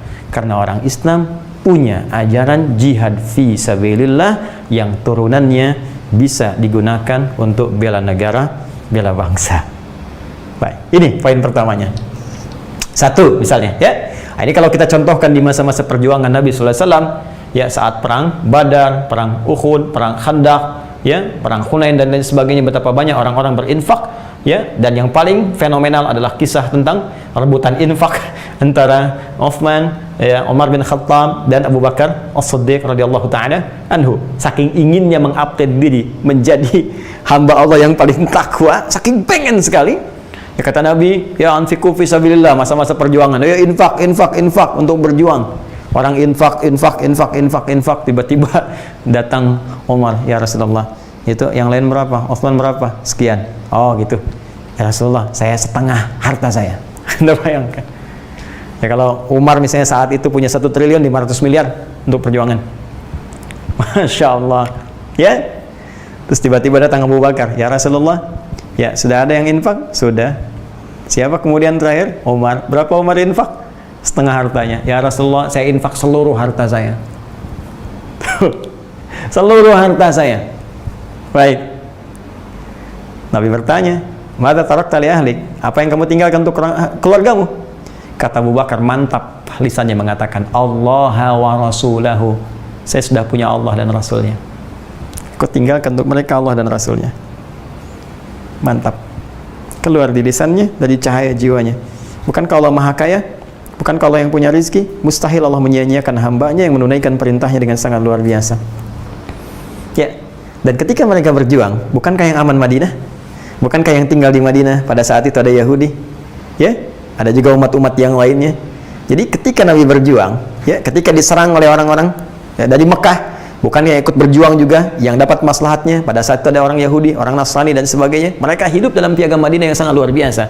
Jadi ketika syariat ini dijalankan, ketika dipraktikkan pada masa itu, maka yang punya manfaat adalah orang-orang yang tinggal di dalamnya. Tuh. Jadi mereka nggak teriak-teriak, saya yang paling Madinah, saya yang paling begini, saya tidak.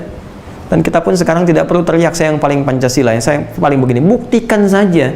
Ketika pandemi seperti ini, apa yang Anda bisa berikan? Bagi bangsa kita tercinta, bagi negara kita. Berapa banyak Anda telah riset? Berapa dari harta yang telah kita keluarkan? Berapa dari pengetahuan yang telah kita share? Jangan-jangan selama ini dalam situasi ini pun Anda masih mencari peluang bisnis untuk bisa mengeruk keuntungan paling banyak dan hanya menyaksikan penderitaan masyarakat. Waliyadzubillah, itu akan dihisab oleh Allah di hari kiamat nanti. Mohon izin kalau agak meluas pembahasan kita, karena ini tuntutan kehidupan kita saat ini. Kita butuh aktualisasi. Ya, bukan sekedar jadi bahan untuk kita catat, kita pikirkan, tapi tidak ada tindakan. Kembali ke sini. Jadi ini bagian pertama. Jika ada tuntutan ini, jika tidak ada tuntutan ini, maka beralih yang khusus ini kepada jihad pemikiran, jihad intelektualitas. Ya, apa bentuknya? Apa dalil turunannya? Ya, dalil turunannya di sini di Quran surah ke-9 ayat 122. Allah menyampaikan, wa ma kana al-mu'minuna liyanfiru kaffah. Tidak perlu semua orang beriman itu terjun semua ke medan perang. Nanti yang nyisa siapa? Yang membangun nilai kemasyarakatan siapa? Ya? Falaula nafara min kulli firqatin minhum ta'ifah liyatafaqahu fid din. Mesti ada di antara kalangan mereka sebagian mereka yang fokus mendalami pengetahuan agama, yang belajar.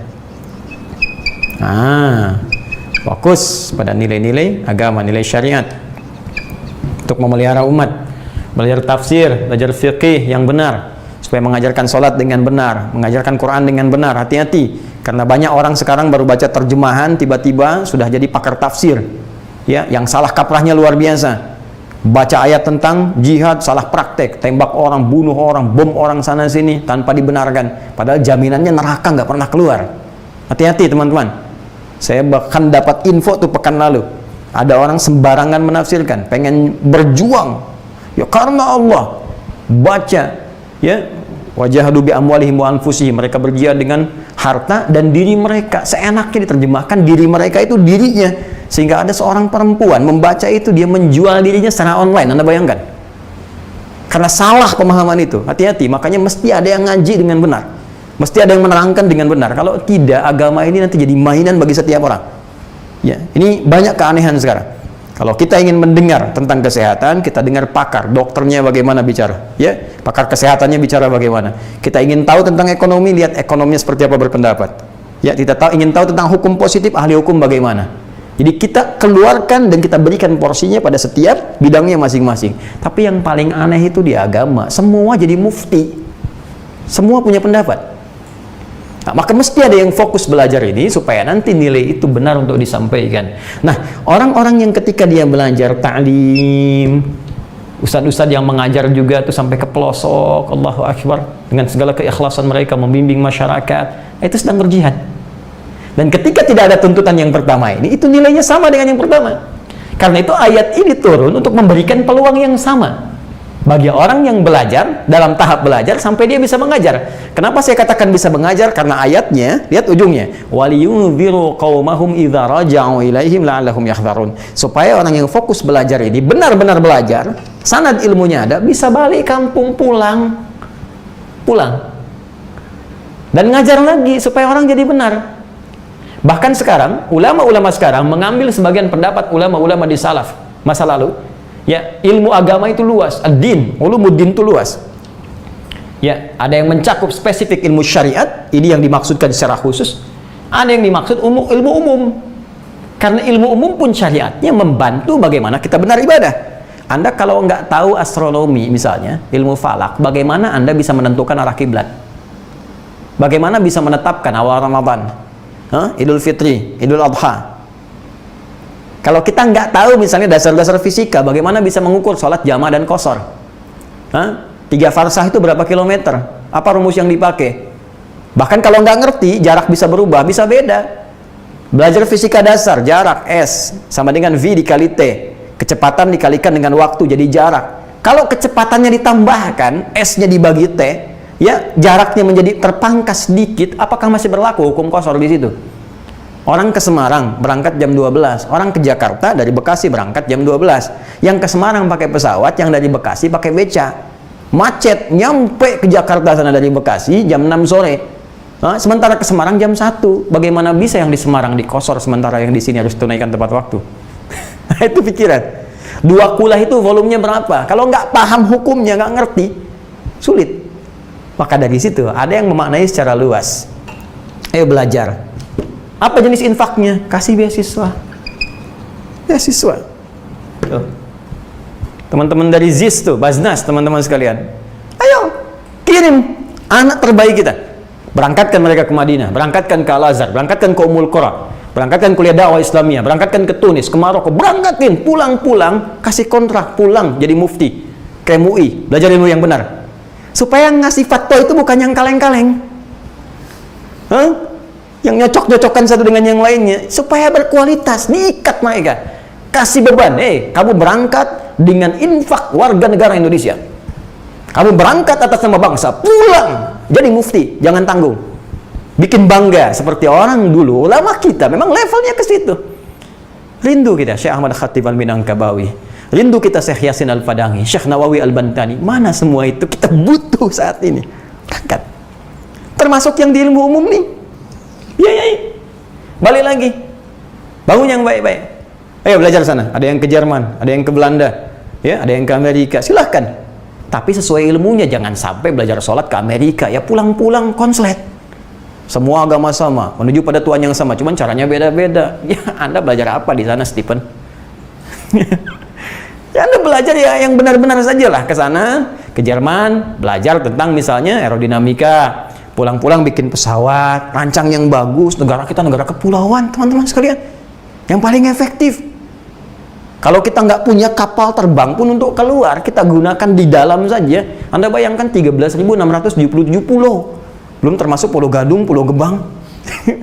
Itu kalau kita pakai domestik saja, berapa keuntungannya? Bisa bayangkan nggak? Pernah riset nggak? Belajar ke Belanda tentang pengairan tuh. Kita kan negara maritim. Bayangkan 6 selat di dunia, 4-nya di Indonesia.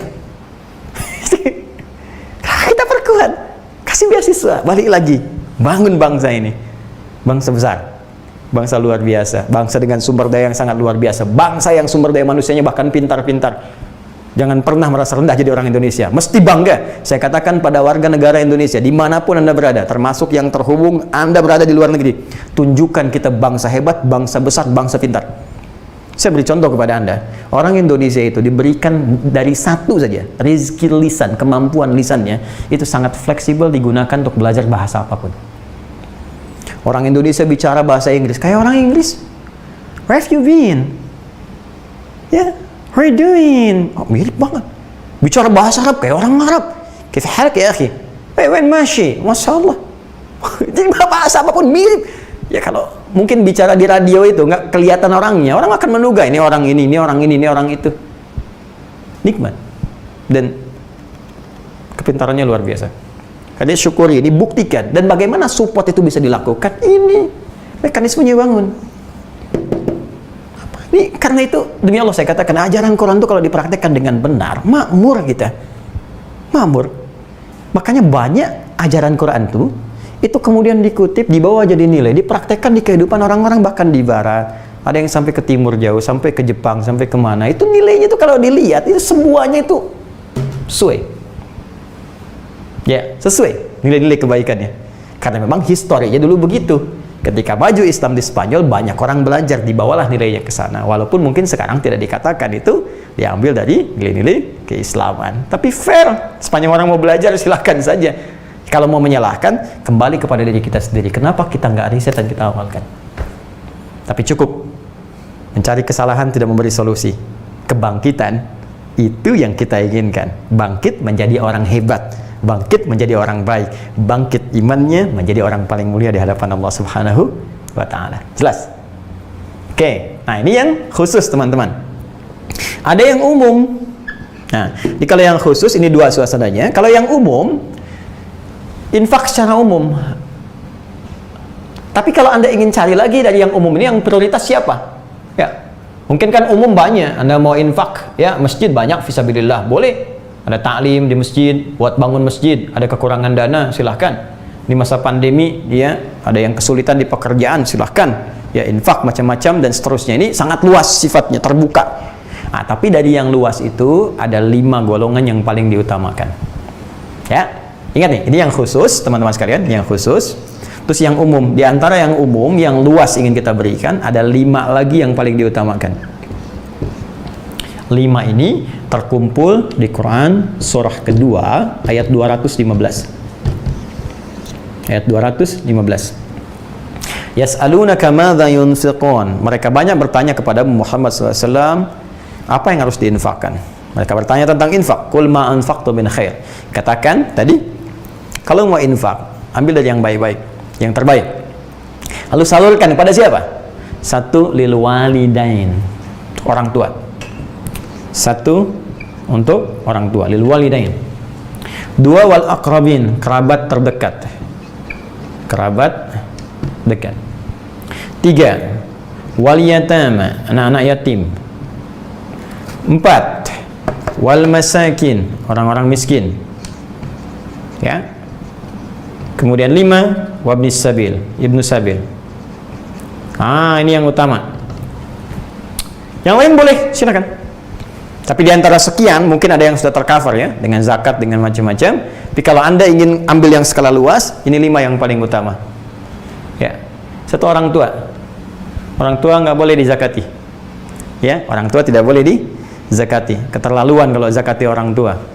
Ibu yang melahirkan, bahkan sebelumnya mengandung, setelah itu melahirkan, berjuang dengan kematian, menyusui, merawat, kadang-kadang sulit diatur, setelah dewasa dianggap hal yang sangat luar biasa, diberikan zakat. Tidak. Orang tua infak. Infak itu infak anak kepada orang tua, itu bagian dari bakti yang luar biasa. Dan diantara hal yang sangat mengagumkan, puncak bakti anak kepada orang tua lewat harta itu, Allah akan balas dengan kemudahan yang sangat berlipat. Ini sudah janji.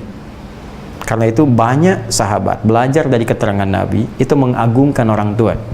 Ketika ada berbagai problem, mereka diminta ya oleh Nabi, diteruskan oleh para sahabat untuk berbuat baik pada orang tua. Salah satunya dengan berinfak.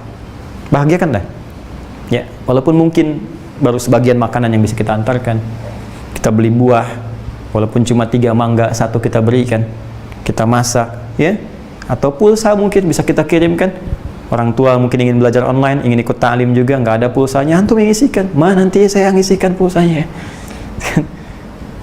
Dan mereka tidak menuntut banyak. Begitu datang, lisan mereka yang bersih itu, dengan hati yang luar biasa jernih itu, maka kehusyuannya akan terpancar melalui kalimat lisannya, ya Allah, berikan berkah kepada anakku. Dan ketika orang tua tulus menyampaikan itu, bergetar arsy sampai kalimat itu dengan rahmat Allah yang telah Allah tetapkan. Orang tua, ya, kalau bisa, ya, orang tua nggak akan lihat jumlah lah, walaupun tentu harus wajar, ya. Masa iya gaji 100 juta, infak cuma 1000 sama orang tua, ya, ini keterlaluan juga. Tapi wajar sifatnya. Jadi bisa Anda kirimkan pulsa, bisa macam-macam. Tapi kalau Anda lihat, orang tua saya kan kaya, Ustaz. Ya kaya kan tidak harus bentuk uang diberikannya. Anda bisa berikan bentuk hadiah, kasih misalnya iPhone yang terbaru, gitu kan?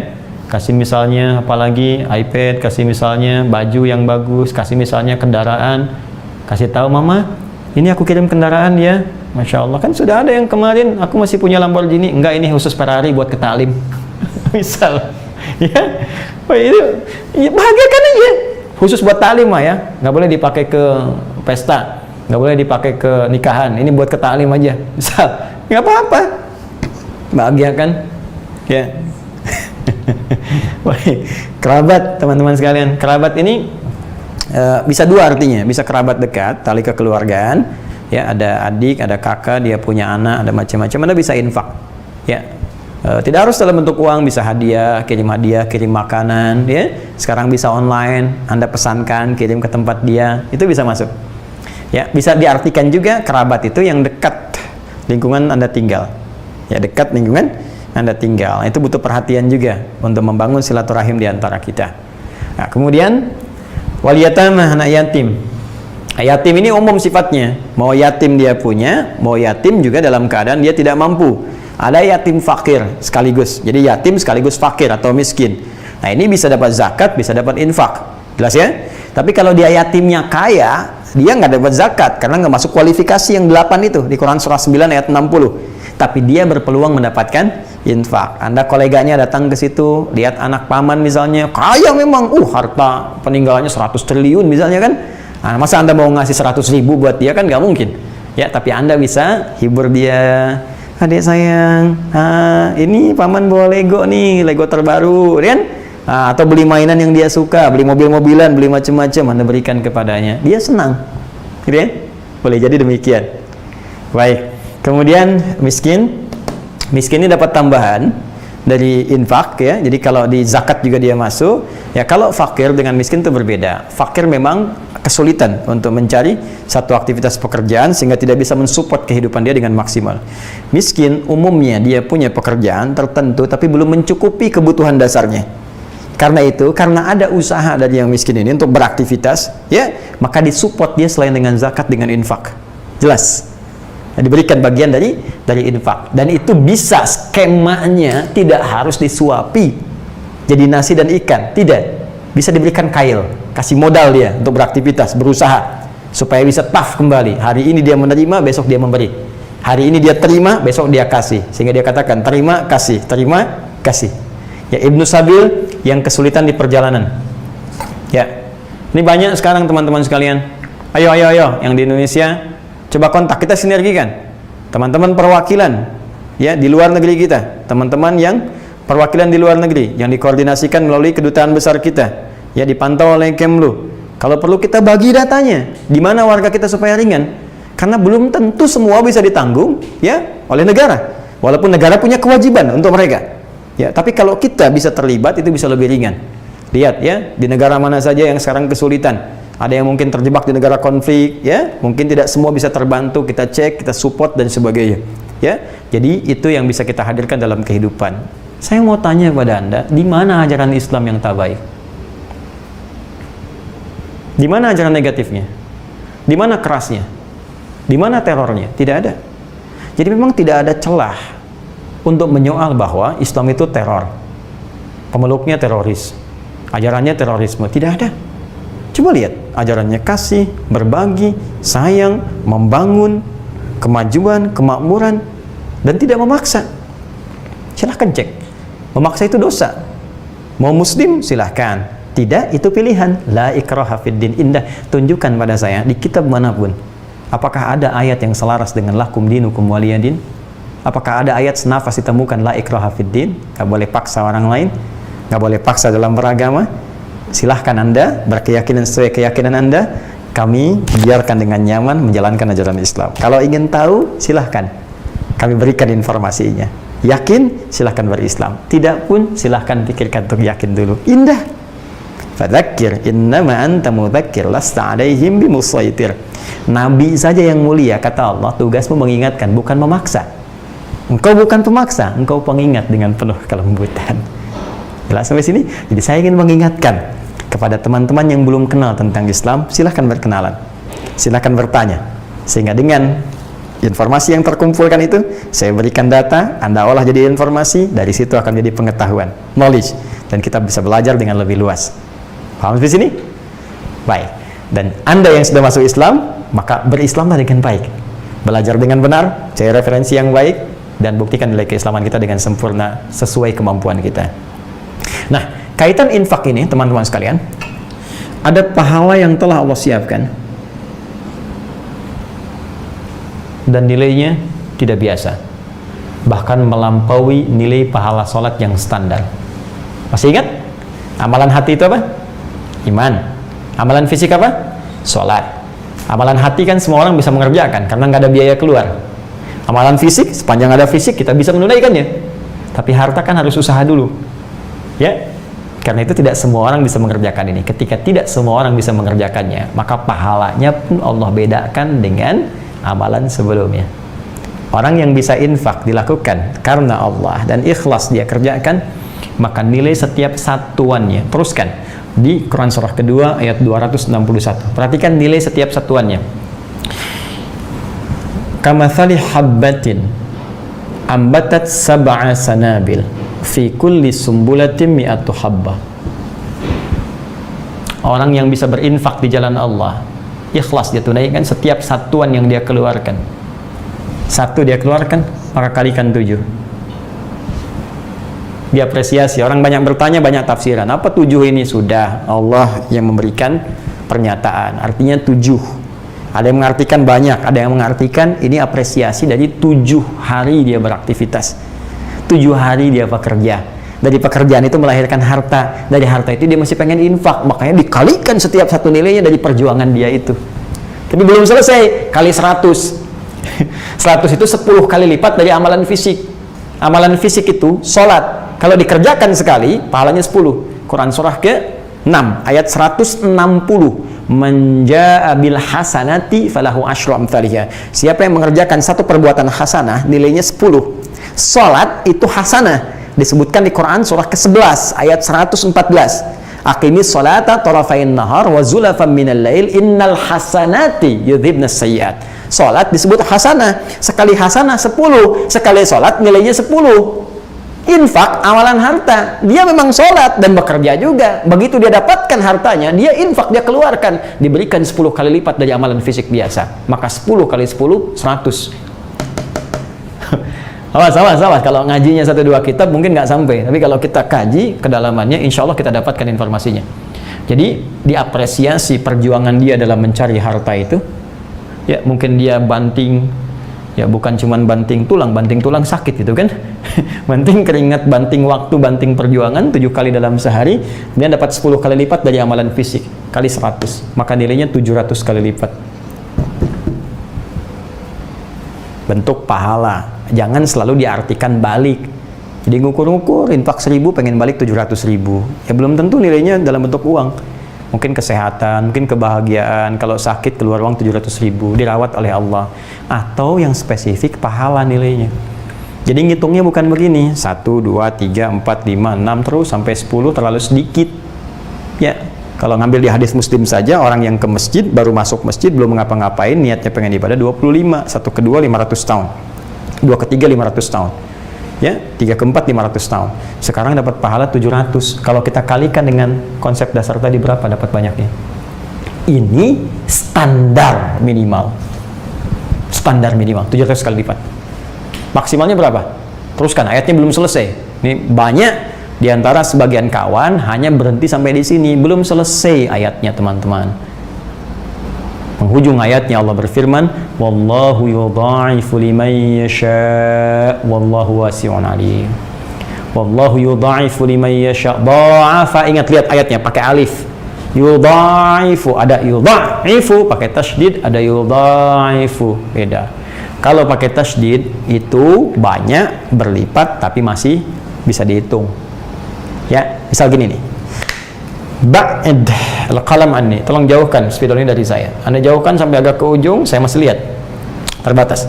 Tapi kalau pakai alif, ba'id al-qalam anni, jauhkan sampai saya nggak lihat sejauh-jauhnya. Sejauh-jauhnya. Bayangkan. Ya, baca iftitah kan? Allahumma ba'id baini, pakai alif kan? Bukan pakai tasydid. Ya, Allahumma ba'id baini wa baina khataaya kama ba'adta bainal masyriqi wal maghrib. Ya Allah, aku merasa banyak dosa dalam hidup sampai salat ini. Ya Allah, aku sadar aku pelaku maksiat. Tapi dengan rahmat-Mu aku mohon, ya Allah, ampuni saya. Jauhkan saya dengan kesalahan yang aku buat sejauh-jauhnya, ya Allah. Sejauh timur dan barat yang tidak pernah bertemu. Jauhkan dariku, khususnya saat aku kembali kepadamu, ya Allah. Jangan perlihatkan kepadaku, jauhkan sejauh-jauhnya. Sebagaimana Engkau tahukan timur dan barat. Karena nanti setiap berbuat baik ditampakkan, setiap berbuat buruk ditampakkan. Wa may ya'mal mithqala dzarratin khairan yarah, wa may ya'mal mithqala dzarratin syarran yarah. Dia minta dijauhkan sejauh-jauhnya. Jadi banyak, jauh, tak nampak. Dalam konteks pahala, kalau pakai alif, yudha'ifu artinya banyak, sebanyak-banyaknya di luar batas hitungan. Karena itu, sebagian menyimpulkan begini, orang yang infak tanpa hitungan, maka dia akan diberikan pahala tak terhingga, tanpa hitung. Tapi orang yang berusaha menghitung amalannya, walaupun dibenarkan, maka ia akan diberikan sesuai hitungannya. Wallahu wasi'un, Allah maha luas pemberiannya, gak pernah bisa terukur. Alim, maha tahu siapa yang berinfak dengan ketulusan, dengan kriteria yang dimaksudkan. Tuh, lihat ya, nilainya dapat, janji pahalanya sudah diberikan, yang ngasih janji Allah, statementnya jelas di Quran surah 3 ayat 9, innallaha la yukhliful mi'ad, Allah nggak mungkin mengingkari janji. Manusia beda, kau yang berjanji, kau yang mengingkari, kau yang memulai, kau yang mengakhiri. Allah tidak, Allah berjanji pasti menepati, Allah berjanji pasti menepati, karena Dia yang memulai dan tidak pernah berakhir dalam seluruh aspek kehidupan ini. Masih ragu? Tidak boleh, karena la raiba fi. Tinggal, Ustadz, pahalanya banyak ini, bahkan di atas amalan fisik. Terus surganya kemana ini? Kan mesti spesial juga, Ustadz, ya? Ini pahala luar biasa, masa surganya surga yang biasa? Di sini pentingnya kita menguraikan bagian yang terakhir. Surga apa yang disiapkan oleh Allah, seperti apa kenikmatannya bagi orang yang spesial, bukan hanya sholat, bukan hanya menjaga iman di hatinya, tapi juga bisa berinfak. Nah, informasi surga itu kita akan dapatkan di pertemuan berikutnya, insya Allah, ya. Supaya pelan-pelan dulu, terukur dengan baik, dan mudah untuk diamalkan dalam kehidupan kita. Izinkan saya, teman-teman sekalian, memberikan sebuah kesimpulan dari pembahasan malam ini. Allah memiliki rasa cinta yang dalam pada setiap hambanya. Kecintaan itu menjadikan Allah selalu menginginkan hambanya hidup bahagia, mudah mengalami setiap persoalan, mudah dalam mengatasi setiap problematika kehidupan, damai dalam kehidupannya, dan bisa mendapatkan segala keringanan dari aktivitas kehidupan yang dijalani, dapat pengetahuan berlimpah, sejahtera dalam kehidupannya. Dan semua itu Allah telah janjikan jika hambanya mampu menjadi pribadi yang bertakwa. Untuk menjadi takwa ini, Allah berikan petunjuk di Al-Quran, dan dijelaskan di dalam Al-Quran surah Al-Baqarah dari ayat kedua sampai kelimanya, bahwa menjadi takwa butuh instrumen. Yang pertama adalah kemampuan meningkatkan iman kita dengan dasar keyakinan kuat kepada Allah tanpa ragu, sehingga ukurannya terasa ketenangan dalam jiwa. Kedua, ada pembuktian dari keyakinan tadi dengan meningkatkan amalan fisik berupa sholat yang paling pokok, sehingga punya kecintaan kepada ibadah ini dan diwujudkan dengan tambahan berupa amalan sunnah. Kemudian yang ketiga, dia berusaha memaksimalkan potensi pemberian Allah dengan berinfak dari setiap harta yang Allah titipkan kepadanya. Maka ia keluarkan karena Allah Subhanahu wa Ta'ala, baik dalam konteks perjuangan fisik, dalam konteks perjuangan fikiran, atau dalam konteks muamalah yang lebih luas dalam kehidupan. Amalan-amalan ini mendapatkan balasan dari Allah dengan pemberian yang tidak biasa. Terkhusus infak, Allah akan gandakan sampai 700 kali lipat dengan balasan standar atau tak berhingga bagi hamba yang tidak pernah berhitung dalam infaknya. Demikian yang telah kita uraikan. Kabar gembira ingin saya sampaikan bahwa insya Allah dalam edisi kita Al-Hidayat Official akan menampilkan beberapa program-program yang akan dimulai insya Allah di Senin yang akan datang, ya. Juga nanti tambahan-tambahan di hari-hari biasa. Ada nanti yang disebut dengan pertanda. Pernah tahukah Anda? Ya, dan ada beberapa yang spesial yang bisa kita dapatkan nanti. Ada lagi sitama, ya, serupa tapi tak sama. Nanti kita juga akan lihat apa sebetulnya itu, ya. Kita akan dapatkan, mudah-mudahan menambah wawasan dan mengisi hari-hari kita dengan banyak pengetahuan bersumber dari Al-Quran dan Sunnah Rasulullah SAW. Kita bermohon pada Allah, semoga Allah segera mengangkat wabah COVID-19, tentunya dengan ikhtiar kita, kesungguhan kita, dan munajat kita kepada Allah Subhanahu wa Ta'ala. Kita bermohon semoga kita dipersatukan dalam kebaikan, dijauhkan dari perpecahan, dimakmurkan kehidupan berbangsa bernegara kita, dan diberikan hidayah oleh Allah supaya kita benar dalam menjalani aktivitas dan berpulang dalam keadaan husnul khatimah. Dan tentunya kita berdoa semoga guru-guru kita diikhlaskan oleh Allah Subhanahu wa Ta'ala, dimuliakan kehidupannya, dan diberi jalan untuk menyampaikan ilmu dengan benar. Dan pun demikian, kita diberi petunjuk untuk meningkatkan kualitas diri kita sehingga mampu menjadi lebih baik dan meningkat kualitas kita menjadi hamba yang bertakwa di hadapan Allah Subhanahu wa ta'ala. اللهم تقبل منا إنك أنت السميع العليم وتب علينا إنك أنت التواب الرحيم. علمنا ما جهلنا اللهم يا الله علمنا ما ينفعنا في الدنيا والآخرة. اللهم اجعلنا من أهل القرآن واجعل القرآن صحيبا لنا في الدنيا وشفيعا لنا في الآخرة يا أرحم الراحمين. اللهم اجعل بقية حياتنا حياة طيبة وآخر حياتنا حسن الخاتمة وألحقنا مع الذين أنعمت عليهم من النبيين والصديقين والشهداء والصالحين وحسن أولئك رفيقا وحسن أولئك رفيقا وحسن أولئك رفيقا. اللهم سبحانك اللهم وبحمدك أشهد أن لا إله إلا أنت نستغفرك ونتوب إليك وآخر دعوانا الحمد لله رب العالمين وصلى الله على سيدنا محمد وعلى آله وصحبه وذريته وأمته إلى يوم الدين والحمد لله رب العالمين والسلام عليكم ورحمة الله وبركاته.